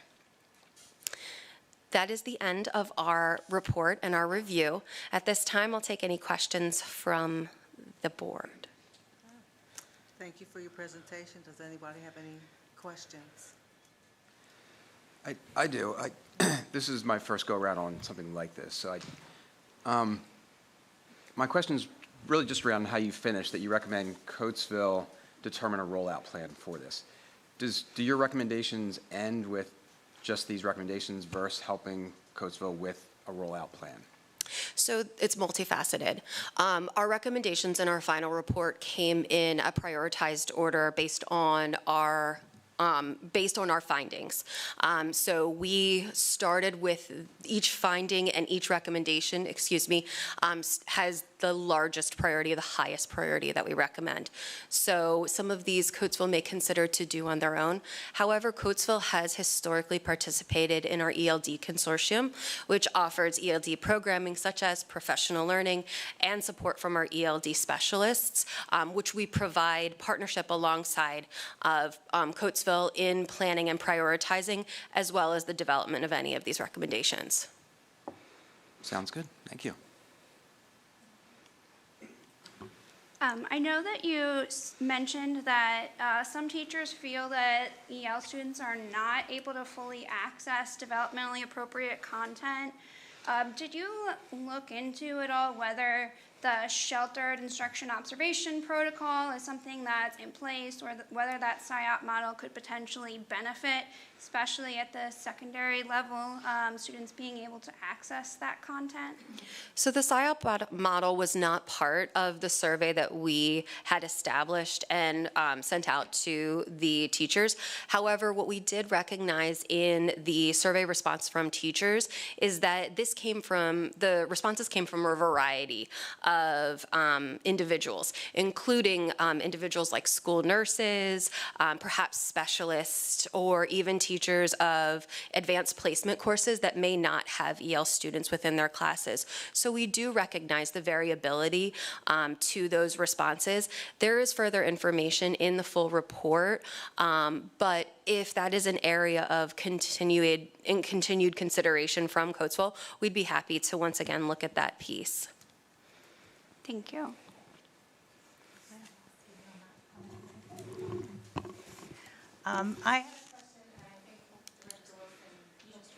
Director Wilson touched on my question too, but specifically the recommendation around the family and caregiver survey and the small number of responses. I'm not asking you to provide, suggestions now, but has CCIU been able to have success in getting more engagement in other school communities? Are there things that you might be able to help us with as part of that? Yes, absolutely. We would be happy to develop a plan together to increase family and caregiver engagement. This happens in a variety and a multitude of ways in various districts across our county. Some more regular and some more intentional than others, and some that really involve just varying communications, all of which we'd be happy to support in the future. I'm just wondering, for the survey questions that you provided, do you do any sort of benchmarking to how those responses compare to other districts or other districts with similar populations of EL students? So our EL population does vary widely in this county. So there is no benchmarking that is provided by the Pennsylvania Department of Education in terms of survey responses or information that we would receive across the county. Information that we have collected along the way specifically came from Coatesville from this customized survey, as it met the needs of the district at that time and was intentional in obtaining the information that we wanted based on those 4 focus areas. Okay, thank you. Okay, thank you. Okay. Thank you. Oh, sorry. I'm sorry. Thank you very much. Okay, we'll move to our agenda items. Our first agenda item is A, Board Affiliate Affirmation Statement, Chester County, Board Affirmation Statement, grade configuration change for Cache, Coatesville Area High School, North and Scott. Okay. Does anyone have any questions from the committee about this item? I just want to preface an understanding of this. This is the affirmation that's going through in regards to the grade realignment of bringing the 8th graders back to the middle schools. So now we'll be, and then for the intermediate high school, it'll be 9th and 10th, and then 11th, 12th at the high school. So once we have this is something that will go to our special meeting right after, because of the time constraints of it, that we need to get it submitted to PDE. Okay. Does anyone on the committee have any questions for the administration? If not, okay. Anybody on the full board have any questions? Okay. Hearing none, we can, if you agree with the committee, please say yes. Yes. Yes. Okay, all right. Okay, the next, B, MOU agreement between Coatesville School District and CATA.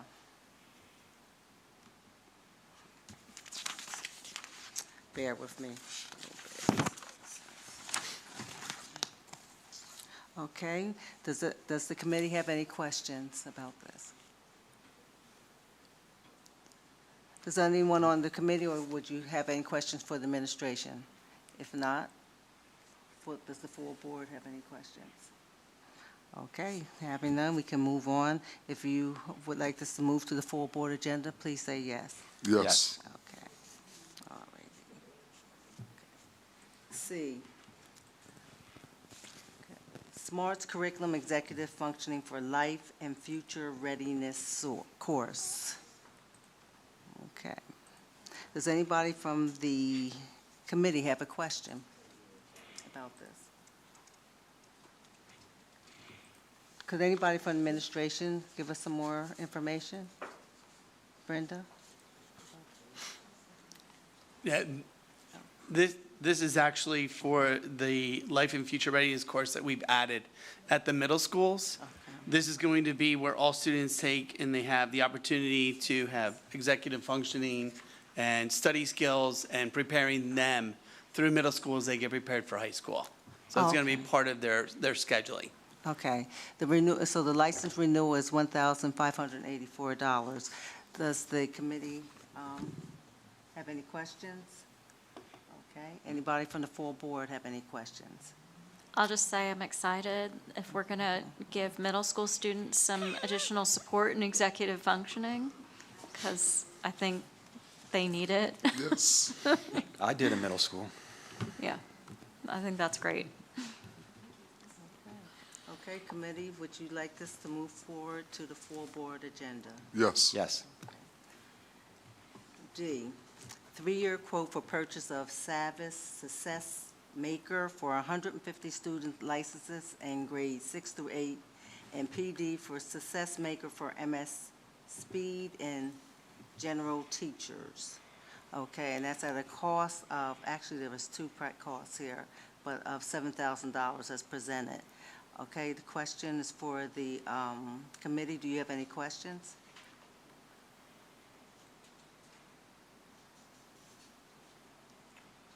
Committee, any questions? No. Okay, full board, any questions? Okay, could you take a vote to move this forward to the full board agenda? Yes. Okay. E, 1-year quote for no-cost pilot Savvis Success Maker for up to 75 licensed to support grade students. I think they're not charging us anything for this. There's no cost. So committee, do you have any questions? Full board, any questions? Then we can, committee, will you take a vote to move this to the full board agenda? Yes. Yes. F, quote for new Newsbank annual subscription. I think this is for social studies, I think. Is this for social studies? Is it? Right, okay. Okay. For a total cost of $5,015. For our committee, do you have any questions? No. I'm just curious on this one. Just a little information for this one. So Newsbank is a resource that's used throughout at the high school level. The nice part about Newsbank is that it adjusts the reading level for the students so you can make the different Lexile levels for students to be able to read the same content, so it maintains the same interest as they learn the information and the content surrounding it. And it's really beneficial for our special education kids. In the classroom, most of our SPED teachers are doing differentiated instruction, so you'll have multiple levels of students in the classroom.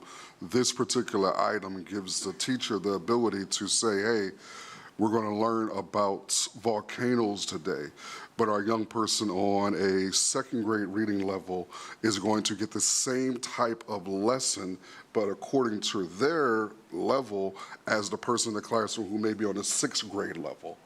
We use the same product all the time. It is a phenomenal product to use and wildly beneficial to our special education youngsters in the school district. So it's like a research tool? Yes. Awesome. Yep. Thank you. Okay. Sounds great. Okay, for the committee, do you vote to move this on to the full board agenda? Yes. Yes. All righty. G, Super Eval PLS Third Learning. Okay. Any questions from the committee? Any questions from the full board? I know we bought this last year for just superintendent evaluations. Are we making this? We have it this year for everybody. For cabinet. So myself and for everybody else, so I'm using this tool. Awesome. As it's intended for Great. this year. Everybody else Perfect. meaning cabinet. Pardon? Everybody else in meaning the cabinet. Everyone on cabinet, yes, sorry. Yes. Yep, thank you. Any other questions from the full board? No? Okay. The committee, do you vote to move this on to the full board agenda? Yes. Yes. H, the CCIU will provide support through professional learning centered on the PA Steel standard implementation at an estimated cost of $31,000. Committee, do you have any questions? No. Okay, full board, any questions? Okay, committee, do you say yes to move this on to the full board agenda? Yes. Yes. I, Kings Highways Library Furniture Quote, there are three. Oh, I can combine I and J. I and J? Yes, ma'am. Okay. I'm going to combine I and J. They're both about library furniture quotes.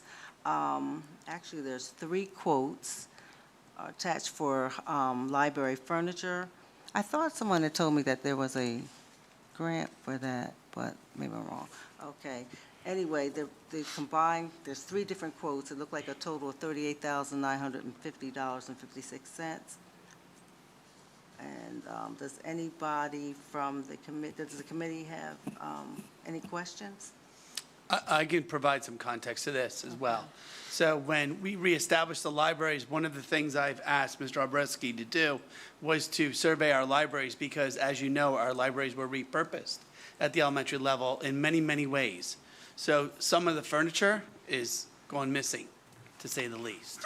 So this is an opportunity through the adequacy funding that we put towards the Ready to Learn block grant of buying additional, new furniture to restore the libraries back to being what they should be. Okay, so there was a grant for that. And also, as a parent of a young person who has kids at Kings Highway, my children were absolutely enthusiastic about how well the library was run and all of the things that was taking place. I mean, they came home beaming about the library. So well done. We are excited about this. This is awesome. And these two items will go on our special board meeting because there's time constraints to using the money from the grant by June 30th, or we have to have it by August 8th? It has to be installed, paid for by August 8th for us to be able to account towards the grant that we have currently. If for whatever reason we run into issues, we will not let that money go. We will just reallocate it to another category that we're able to use it for. Outstanding. Does the full board have any questions? I can say, as someone who worked in the Kings Highway Library this past year, that our 5 mismatched chairs that were all falling apart are all belong in the trash, and we desperately need new library furniture. It was a find-your-own-chair type of situation this year. Thank you. Thank you for sharing that. Okay. They would fight over the one office chair that was falling apart, but we didn't have enough chairs for everyone. So it was, it was the Hunger Games this year on the chairs front. That's good. Okay, committee, will you please take a vote? Say yes if you like. Yes. Yes. Okay, K, public performances of the Coatesville Area Senior High School Music Department. Hold on. Oh, here it is down the bottom. Okay. Okay, there's 2 performances. I know one is for Juneteenth, and let me see what the other one is for. Callan Summer Series. Yes. Is that what that? National Night Out? I missed that. Okay. Okay, committee, do you have any questions? Nope. Okay, Nope. full board, any questions?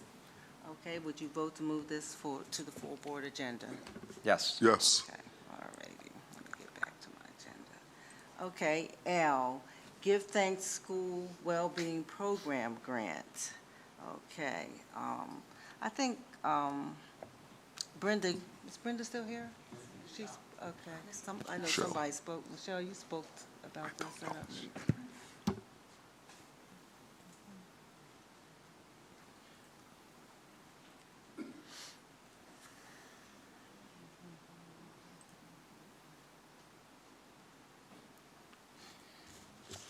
Brenda actually participated in the original phone call with me, so Brenda, feel free if I miss anything.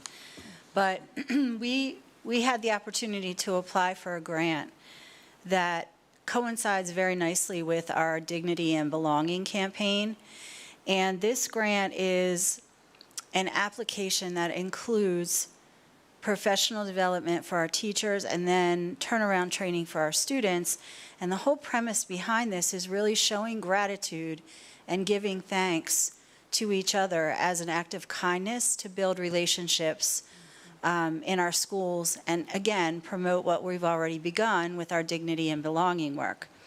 The grant is valued at, I think it's $25,000, and we have the opportunity to extend the grant into year 2, but then we would have to pay that cost. The first year of implementation and all of the professional development, everything is free, no charge to us. We receive that portion of it. Lear and I don't know if you received an email. I could not get the rep to understand that it has to come to me, but it was an electronic contract, so it may have come to you already. So if it did, that's why typically we don't do that, but I couldn't get him to understand. So the next steps then, if this should be approved, maybe, and if it didn't, I think he was waiting, because I asked him to at least wait until after approval to send anything. But I wanted to put that out there, Liren, just in case. Yeah. So really what this does is the teachers, they start first. They're the first wave in all of our staff. And really they're just encouraged to, around topics, provide notes of thank you and appreciation. Very simplistic, but certainly filling the bucket, which we all need from time to time. And then they roll that out then to the students, and they teach lessons around topics that they choose, and it helps to practice students' writing, and they then send thank you notes to each other. There are filters on the system that don't allow negative things to appear. There's all kinds of stopgaps in this program, but it is exciting and, again, aligns with all of our programming that we're currently doing. Thank you. You're welcome. Brenda? Did I miss anything? No. The only thing that I wanted to add was when we did sit through the presentation for this, the thing that I really walked away with is that it's very easy for all of us to say something that's negative or unpleasant. That comes very easily for a lot of kids and people, adults. But this program is actually helping people to change their mindset, to be intentional about making sure that we find something positive to say. So I think that that's just a really good thing to help make a long-term change in our students and our adults. Outstanding. I look forward to seeing the outcome. Thank you. Thank you. So, Any question from the committee?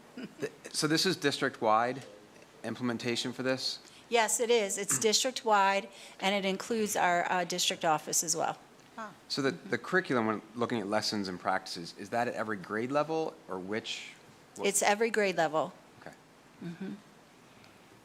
I'm going to ask my classic question, especially since it's rolling off of kind of the dignity and inclusion work we're doing. Mm-hmm.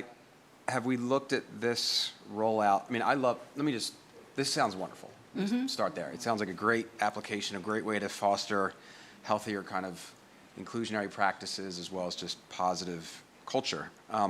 Have we looked at some of this curriculum from a perspective of just cultural proficiency, cultural inclusion? Have we looked at it? I mean, So I have to be honest with. Because how the culture rolls out in this capacity among different demographics. Right. how we complement each other, how we engage with each other is naturally different across ages as well as gender, demographics. That's what I'm kind of just leaning Yeah, into. we've really got the bird's eye view on all of this. That's why I'm anxious to dig into some of the lessons. They really related to topics that were appropriate to culture and gender that, I don't know, things like joy, right? Gratitude, things that were just kind of vanilla, if you will, right now. But they do have the cultural competencies that you're asking for. I need to dig deeper in order to do it.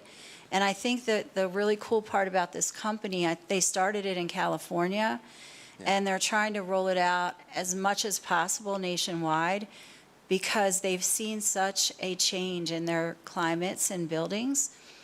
And it was phenomenal that they just reached out and said, hey, if you're interested in this, apply. It was the easiest grant I've ever applied for. And I was surprised that I thought, okay, what's the catch? And I couldn't find a catch, and it's a substantial amount of money and resources that they're giving us. So really interesting. So I look forward to be able to answer that question a little bit more thoroughly when I go to the next session, for sure. And I will say, whenever they did their presentation, they presented results from a number of different schools where they had implemented the program. So across a number, a variety of demographics. Sounds good. Thank you. You're welcome. All right, for the committee, does anyone from the full board have any questions? I forgot to ask. Okay. Committee, would you like to vote to move this to the full board agenda? Yes. Yes. Okay. Thank you.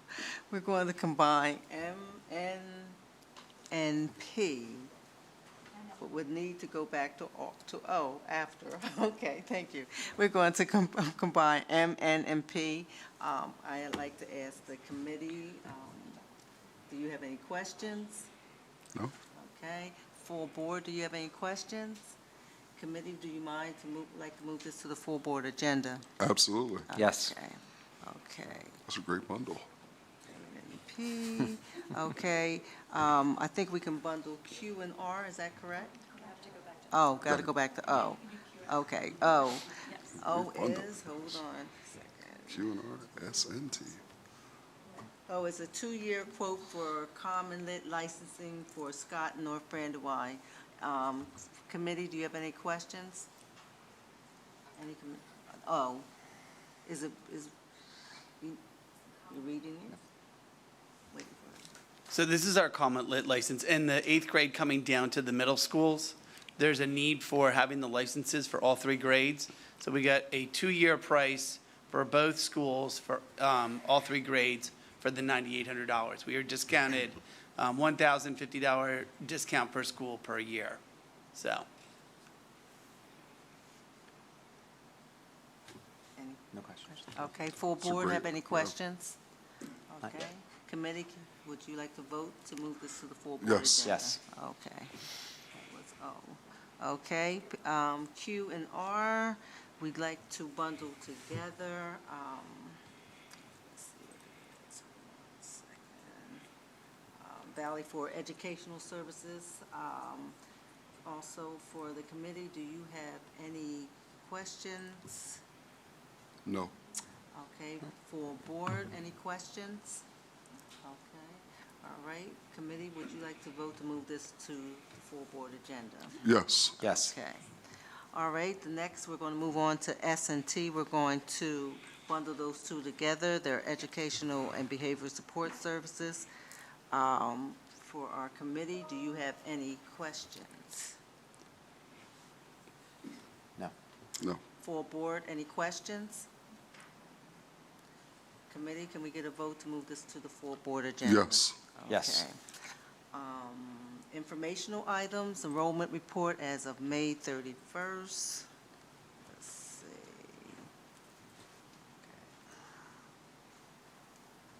Could you help me with this? Can we move on with that? Okay. Okay. Any old business? Doesn't seem like there's any old business. Any new business? Public comment. The board has requested all persons making comments on agenda items list their name, address, telephone number, and motion item. or items. There is a 3-minute limit per person. The board does not take action or discuss items not appearing on the agenda. The board values public comments and wishes to convey that although board members cannot discuss items that are not on the agenda, they listen carefully and appreciate and value input from the public. And Ms. Lori Shannon Bailey, please. Thank you. Regarding the EL presentation, in March, according to paschoolworks.org, our enrollment for English language was 6.40%. Not sure if that's accurate. But I was really discouraged to hear that only 4 families participated in the survey. And I guess that's just really disappointing. I know we struggle so much with getting family engagement in this district on so many levels. I just wish that we could prioritize that moving forward. And I know that, we're going to be doing something with gift cards with the truancy, and so I implore you all to think outside the box to try to get more families. Food and gift cards seem to work. I mean, kudos to Donna and the board and the NAACP for what they did last year when we were doing the code of conduct, or you all did the code of conduct at Tabernacle Church last year. That was phenomenal. There must have been over 300 people there. Food and gift cards. Food and gift cards. Food and gift cards. Because it's important to get feedback. And our EL department has suffered for a long, long time from what I've learned from one of my followers on Facebook, who used to teach here, in fact. So anyway, I look forward to some positive feedback from that. And I was going to say something about the enrollment reports, but I'll save that later. Thank you. Okay, thank you, Ms. Bailey. Okay, our next meeting will be held on Tuesday, July 8th, 2025, and at this time, I adjourn. I'm not going to make Donna do the policy committee. I have to do the policy committee? Well, you're the chair. I'm vice chair, so I'm not going to make you do it. Hold on. Oh. Don't worry, I'm not going to make you do it. I'm going to do it. All right. Welcome to the policy committee meeting for June 10th, 2025. This evening, I note the presence of committee members, myself, Liren Yaakov sitting in for Holly Charest, Ms. Donna Rowland, and Ms. Beth Brindle, and an employee representative, Amy Brown. We have a quorum, so we will move ahead with the meeting. I note that only committee members can approve agenda items moving to full board agenda. Approval of the minutes, approval May 13th, 2025, not the education committee, policy committee meeting minutes. Does anyone have any questions or comments? I'll say aye if you approve. Aye. Aye. Awesome. There's no presentations. We'll just jump into the policies, which I'll have some questions on second readings. So policy 121 about field trips. This is the second read. Did anything change other from the first read? It did not. If you recall, this is the policy that we took the guidelines out of the Right. actual policy and made put them them in an the AR. Right. Okay. And then, yeah, right. We also were looking, there was a whole bunch of stuff. Or was that a whole other policy last time? No, the new thing, the new items were the ARs. ARs, So all the the ARs do ARs. not have to be approved. That's why, so for this Right. policy, we're just taking all that out and putting it into an AR. So this would be the new approved policy Right, that but there's would a reference. lot of ARs, correct? Correct. Do I remember that correctly? And we're going to be working on that, correct? So what we did, part of the directive of the board after the last committee meeting was really just working to consolidate all of those Right. into a single AR that could be accessed at one time. Right. So I want to say there were between 6 and 8 forms that Yeah. were standalone ARs. So what would happen moving forward is they would be consolidated into a single AR, and then the 6 to 8 existing would no longer be necessary. Right. Well, there's like three different like sections. Maybe we have 3 ARs out of the 11 or 12 there were. So I just wanted to make sure I was still reading this correct. So it doesn't, we have to approve the policy. We don't have to approve the ARs. I just want to make sure that we do clean up the ARs. And so that is been worked on. So yeah, so as part of the policy committee. Yeah. You'll still be viewing the ARs. Okay. They're not for approval, but they'll Right. be brought to you to show what they've been done, to show how they've gone from the policy to the actual ARs. And then even in our next meeting, or the next meeting or the following, we will make them an informational item, so they're included as Great. part of that everyone sees them. Okay. Perfect. That's what I mean, the policy looks good to me. And making that information into an AR seems appropriate, so. Does anybody else from the committee have any questions about this policy in general? And did you agree, I don't want to make the only decision for the policy, but the AR is shortening and making it a little bit more condensed. More accessible, it seems Accessible, like, too. easier Yeah. to manage for our administrators and our parents to understand the flow of it all. Okay. I know that's appreciated from the teachers and the packet of ARs that they Yeah. get for approval. Good. It's a lot, so they're very appreciative that way. Thank you for speaking up. I appreciate that. All right, so when that is done, you'll give it to us as an informational? Great, awesome. If the rest, anybody from the board, okay, if you guys want this to move on to full board approval, say yes? Yes. Awesome. Okay, policy 210, anything change from this for the first read? No, this is the same thing. We took out those guidelines and those considerations when planning into the AR itself. Right, and I didn't have any long directions after this one, right? Did I? There, No.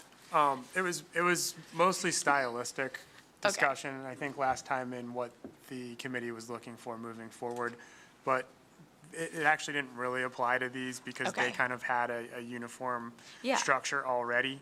But we took to heart what you said, and we'll keep that in mind moving forward as we start to expand this process moving into the beginning of next school year. Awesome. And I know that you mentioned that the medication sunscreen used to be part of it, and we removed that and stuff like that, right?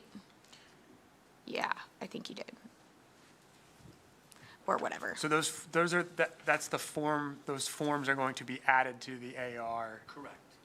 Similar to what Dr. Barczyk just mentioned Gotcha. earlier. Okay. Awesome. All right, anybody from the committee have any questions about moving this on?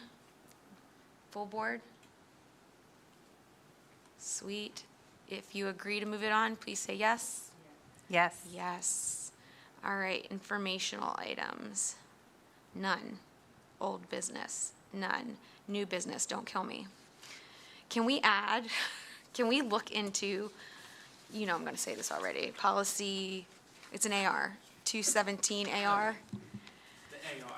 So it's about graduation, and we get an email, the board, every year of who's graduating. We all get to see them do it, so.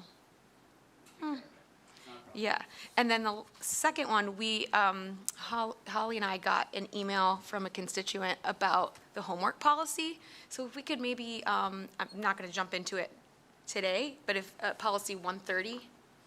So that's kind of multifaceted as well, because we're Okay. going to be looking at not just homework, we're going to be looking at report cards and progress reports. All right. As a committee this coming school year, as a group with the teachers and other stakeholders. Okay. To refine those, so that policy will then be revised to reflect the work of that committee. Okay, I just want, both Holly and I responded back to her, and she makes a very good point where, you know, a lot of our kids are in school for a really long time, and sometimes homework can take a really long time, and then some kids are punished for it, like not allowed to go out and play when maybe they just need to be out. I just want to make sure that we aren't punishing kids, because let me tell you, I don't always help my kid with homework, so like it's sometimes the parents' fault too. So I just want to take a look at that so it's not hurting anybody. What do you want to say? Mr. Bailey just let me know that my mic was still on, and I just turned it off. You turned it back. Thank you. I thought you wanted to say something. Good, I didn't say anything wrong. Okay. 1/3, yeah. It can be a few months from now when we're doing that whole thing, but I do want to look at it. I don't want kids, especially young kids who, like my kids who have ADHD, who just need to run around, especially have that recess time not taken away from them. You know, I think we need to just be mindful of that. So, whenever. Oh my gosh. Okay, moving on. What? Oh, is that what's next? There's no public comment? Oh, great. All right, next meeting is on July 8th, 2025, right? Adjournment at 8:21. Yay. Oh, now I have to talk again.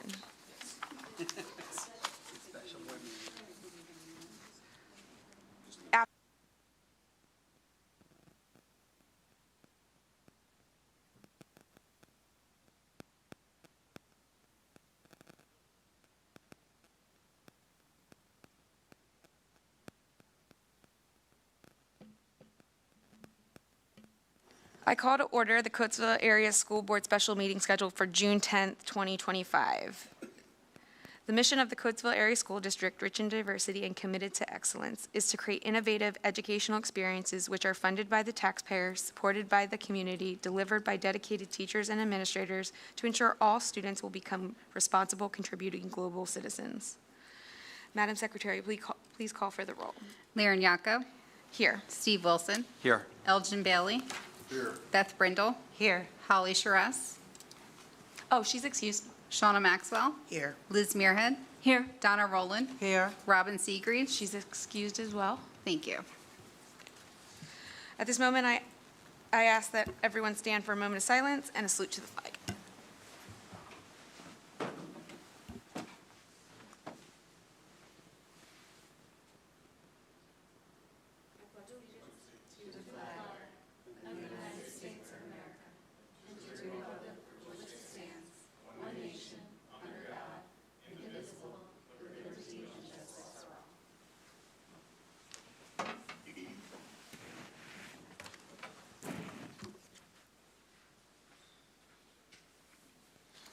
To my colleagues, are there any additions, deletions, or modifications to this evening's agenda?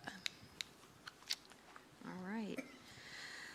Public comment. The board has requested all persons making comment on agenda items to please list their name, address, telephone number, and the motion items on the sheet provided. There is a 3-minute time per person. The board does not take action or discuss items not appearing on the agenda.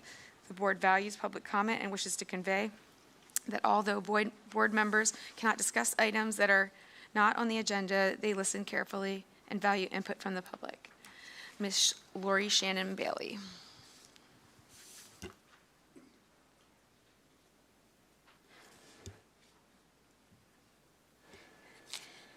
Good evening. So for the budget, the language is confusing, and maybe it's my ADHD, but there's nothing on the document that had the signature about the 3.5. I don't see anything on there that the tax rate is actually 3.5. So that's not clear to me.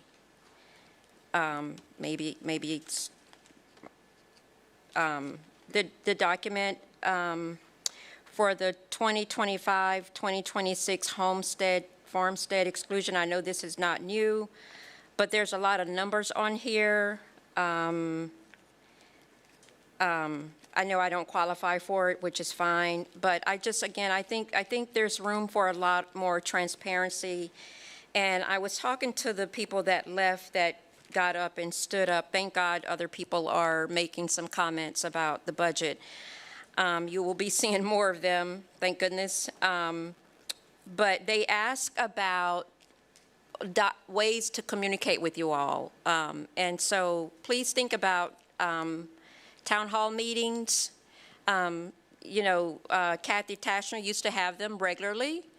So please think about that because, your body language is very negative for some of you. Most of you, it's pretty positive, but you know who you are. We're stakeholders and communication is very, very important. But I think transparency and communicating in a way where we can understand what you're saying and what you mean and what you communicate, especially when it comes to numbers and the budget, is very, very important. Thank you.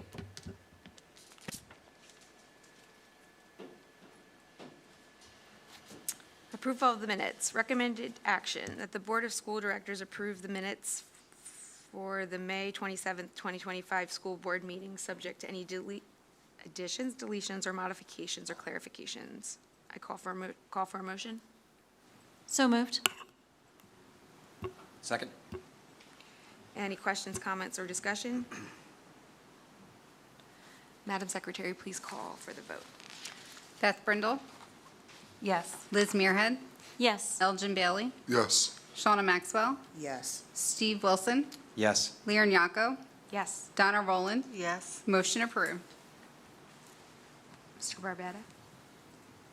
The board met in an executive session on June 9th, 2025 to discuss several items, including the following. 2 items of litigation, one that is docketed in the Federal District Court of the Eastern District of Pennsylvania at 224-CV-04180, and one that is docketed in the Chester County Court of Common Pleas at 2024-06456-TT, as well as confidential personnel matters, a potential matter of litigation, items that are confidential for safety and security purposes, and matters that are protected by the attorney-client privilege. And that concludes this evening's executive session announcement. Thank you. Thank you.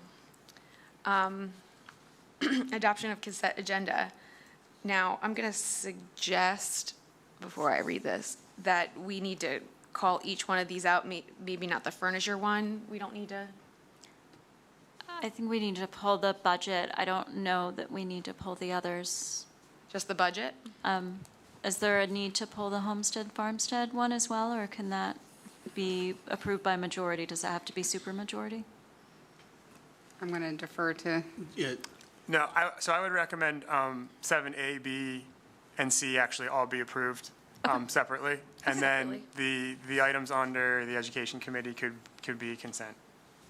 Okay. Can we do, I know you just said that, but Education Committee under A? I We agree. need a vote number on Oh, I'm the sorry. I apologize, affirmation. Dr. Obarczyk.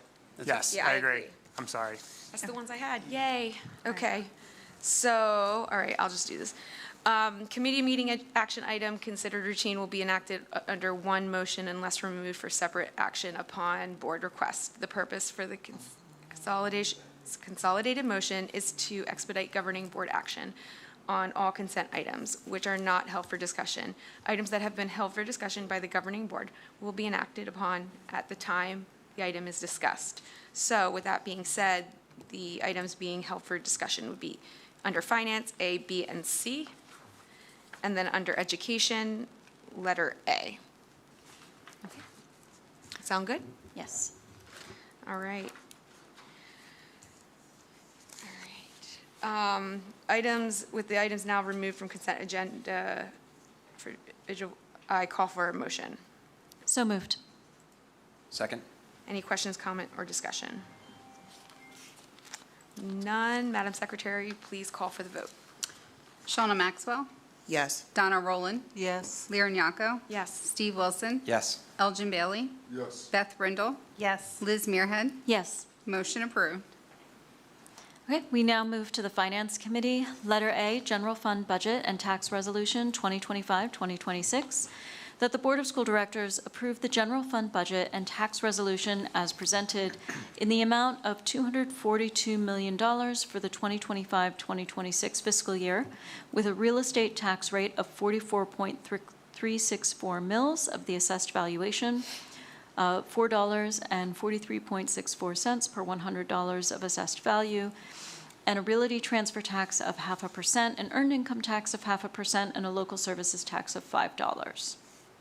Do I have a motion? Motion. Second. Are there any questions, comments, or discussion on this item? I think there was a question from public comment about the specific language of this recommended action, why it doesn't denote the change. Correct me if I'm wrong, Ms. Diefendorfer, but I believe that most of these resolutions are governed by state language. That is correct. These are Okay. standard resolutions that we use. Okay. So what I would say to that is that the 3 budget presentations we have done up to this point has been to try to provide a significant amount of transparency and context as to what is behind these budget numbers, to help communicate to the public what to expect. And so I would hope that if anyone wants further analysis of that, you can go to the district website and find those presentations. They're all listed under the administration or under the business office tab, or go back and listen to the previous committee meetings where they were presented, and certainly contact the board members via email if you have further questions or want clarification on anything there. Any other questions or comments? Okay. Just a comment of thanks to Lori and her team for Thank all you. the work that went behind this and preparing and getting us to this point. So thanks so much. Thank you. I appreciate that. Any other questions or comments? Okay. Seeing that, Madam Secretary, please call for the vote. Donna Rowland, Yes. Elgin Bailey, Yes. Liz Muirhead, Yes. Steve Wilson, Yes. Lear Nyako, Yes. Shauna Maxwell, Yes. Beth Brindle. Yes. Motion approved. Okay, moving on to letter B, the School Homestead Farmstead Resolution 2025-2026. Recommended action that the Board of School Directors approve the I have an issue with this one apparently. Board of School Directors approve the Homestead Farmstead property tax reduction amounts in the amount of $446.76 per homestead farmstead, with an assessed value exclusion of $10,070.37 per homestead farmstead as presented. Do I have a motion? Motion. Second. Okay. It has been moved and seconded. I will note that, again, my understanding is that the resolution here is governed by what is typically state language approved. There is a lot of jargon in this resolution, and I understand that that jargon is confusing, probably even to people who are good with numbers and who understand state law. So this is one of the reasons why the finance director has provided public content that gives more insight into how much money we received for property tax reduction for homesteads and farmsteads, how many properties there are, and what that translates to on a per property basis, and compared it to the prior year. That is our attempt to provide more clear insight into what this is actually doing on behalf of taxpayers. Yes. Any other questions or comments from board members? I just wanted to say, I think Elgin made a suggestion yesterday that at our committee meeting. We need to figure out a way how we make this everybody to understand it more easily. And I don't know how to do that. But even for me, I struggle, I can get the bottom line, but everything in between. So if we want the, community to understand, we have to find a way to translate that. And I always say, explain it to them like they're a 5-year-old. So. Yeah. Thank you, Director Rowland. Any other comments or questions? Okay, Madam Secretary, please call the vote.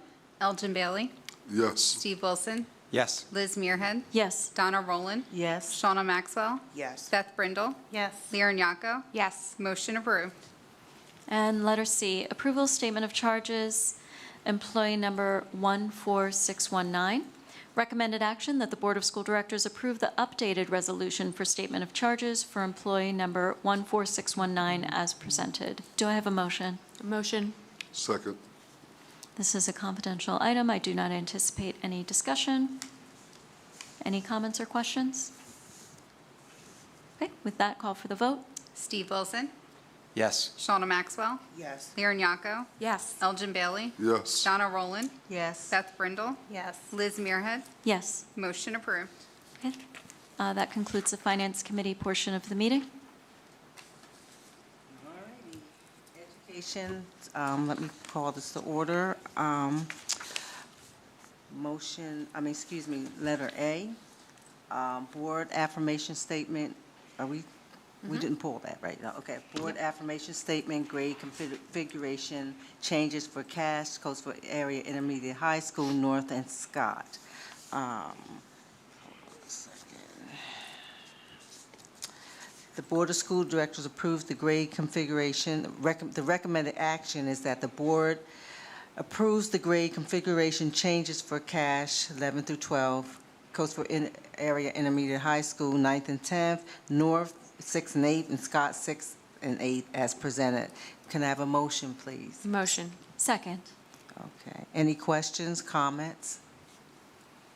Okay, Secretary, can we? Actually, I was just going to say, I really appreciate all of the work that was done leading up to this grade configuration. It was a huge undertaking, all of the planning, aligning it to the building, to the master facilities plan, doing all of the teacher communication around people being moved, and making sure we were going to have the right resources in all of the buildings. I think this will be a significant improvement for education relative to where we were a few years ago with that greater alignment. I appreciate those comments, and I'm going to put it out there. This was a team effort. This was everybody at the cabinet level, at the building administration level, the teachers involved. It really was a team effort in getting it to where it needs to be and continues to be a process that's being worked on to make sure we have everything in place. So, thank you. Did we call for the motion? I can't remember. Oh, okay. Okay, can we have, Secretary, could you please call for the vote? Liz Muirhead, Yes. Shauna Maxwell, Yes. Elgin Bailey, Yes. Beth Brindle, Yes. Donna Rowland, Yes. Liren Yako. Yes. Steve Wilson. Yes. Motion approved. Okay. We're going to move to B, King. Oh, they're no, we're already good. approved? Oh, cool, Yep, good, yep. great. All right, that brings us to public comment. The board has requested that all persons making comment of public concern list their name, address, telephone number, and topic on the sheet provided. There is a 3-minute time per person. Good evening. What is the status of the trauma-informed initiative, if that is the case? I know it's been several years now, so I will be sending an email, and hopefully it won't take a month before I get an answer. We have a lot of trauma in this community, to include 8 black boys that were arrested, several on this campus. I am trying to help the families. Trauma stays in our bodies. Most of you, well, we have some educators in the room, and trauma is a thing. And with our school district being in the community with the highest poverty and highest trauma in the most expensive county in the state, we should be doing everything within our means to be trauma-informed. And I know that there's been some training, but I'd like to get an update on where you all are moving to become trauma-informed. If you're not, then I think the community would stand to know that information. I talked with the Education Law Center. They do not have an answer. We don't have an answer on whether or not you all are interested in adopting the information that we got from them. The matrix needs some work. Page 26, the definition of group assault is vague. Students, along with other community members who participate in an assault against one or more students, staff, or others, or other adults. Would this include a lunchroom fight, for example? We urge the district to examine each situation as it comes up instead of adopting an assumption that this always is a level 4 offense. Page 28, strike making comments that are perceived as harmful but do not meet the district's definition of bullying or harassment. This is overly vague. Page 31, terroristic threats must take into account the age of the child. This is also true for threatening or intimidating a student or a school official. So these are not minimized or minimal recommendations. I see them as very significant. I hope you do too. Finally, I wanted to just comment on transparency. The board's, the information that you have about the grade configuration, maybe it's my ADD or maybe I'm just getting old, but this to me was very, very confusing. There's all kind of grades here, grade 11, grade 5. I mean, it told me nothing at all about the Scott 6th grade center.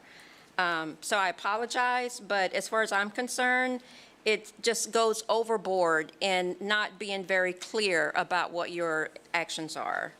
I just think that there's a lot of room for being more simple in your communicating, and I would say communicate like you're communicating to a kindergartner. Mrs. Lori Shannon Bailey, that was your 3 minutes. Thank you. I'm sorry? Our timer's not working, Yes, so I had to thank do my you. phone. Good, thank you.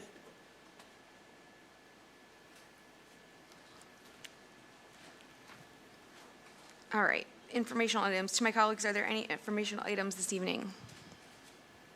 Seeing none, do I have a motion for adjournment? So moved. Second. This meeting is adjourned.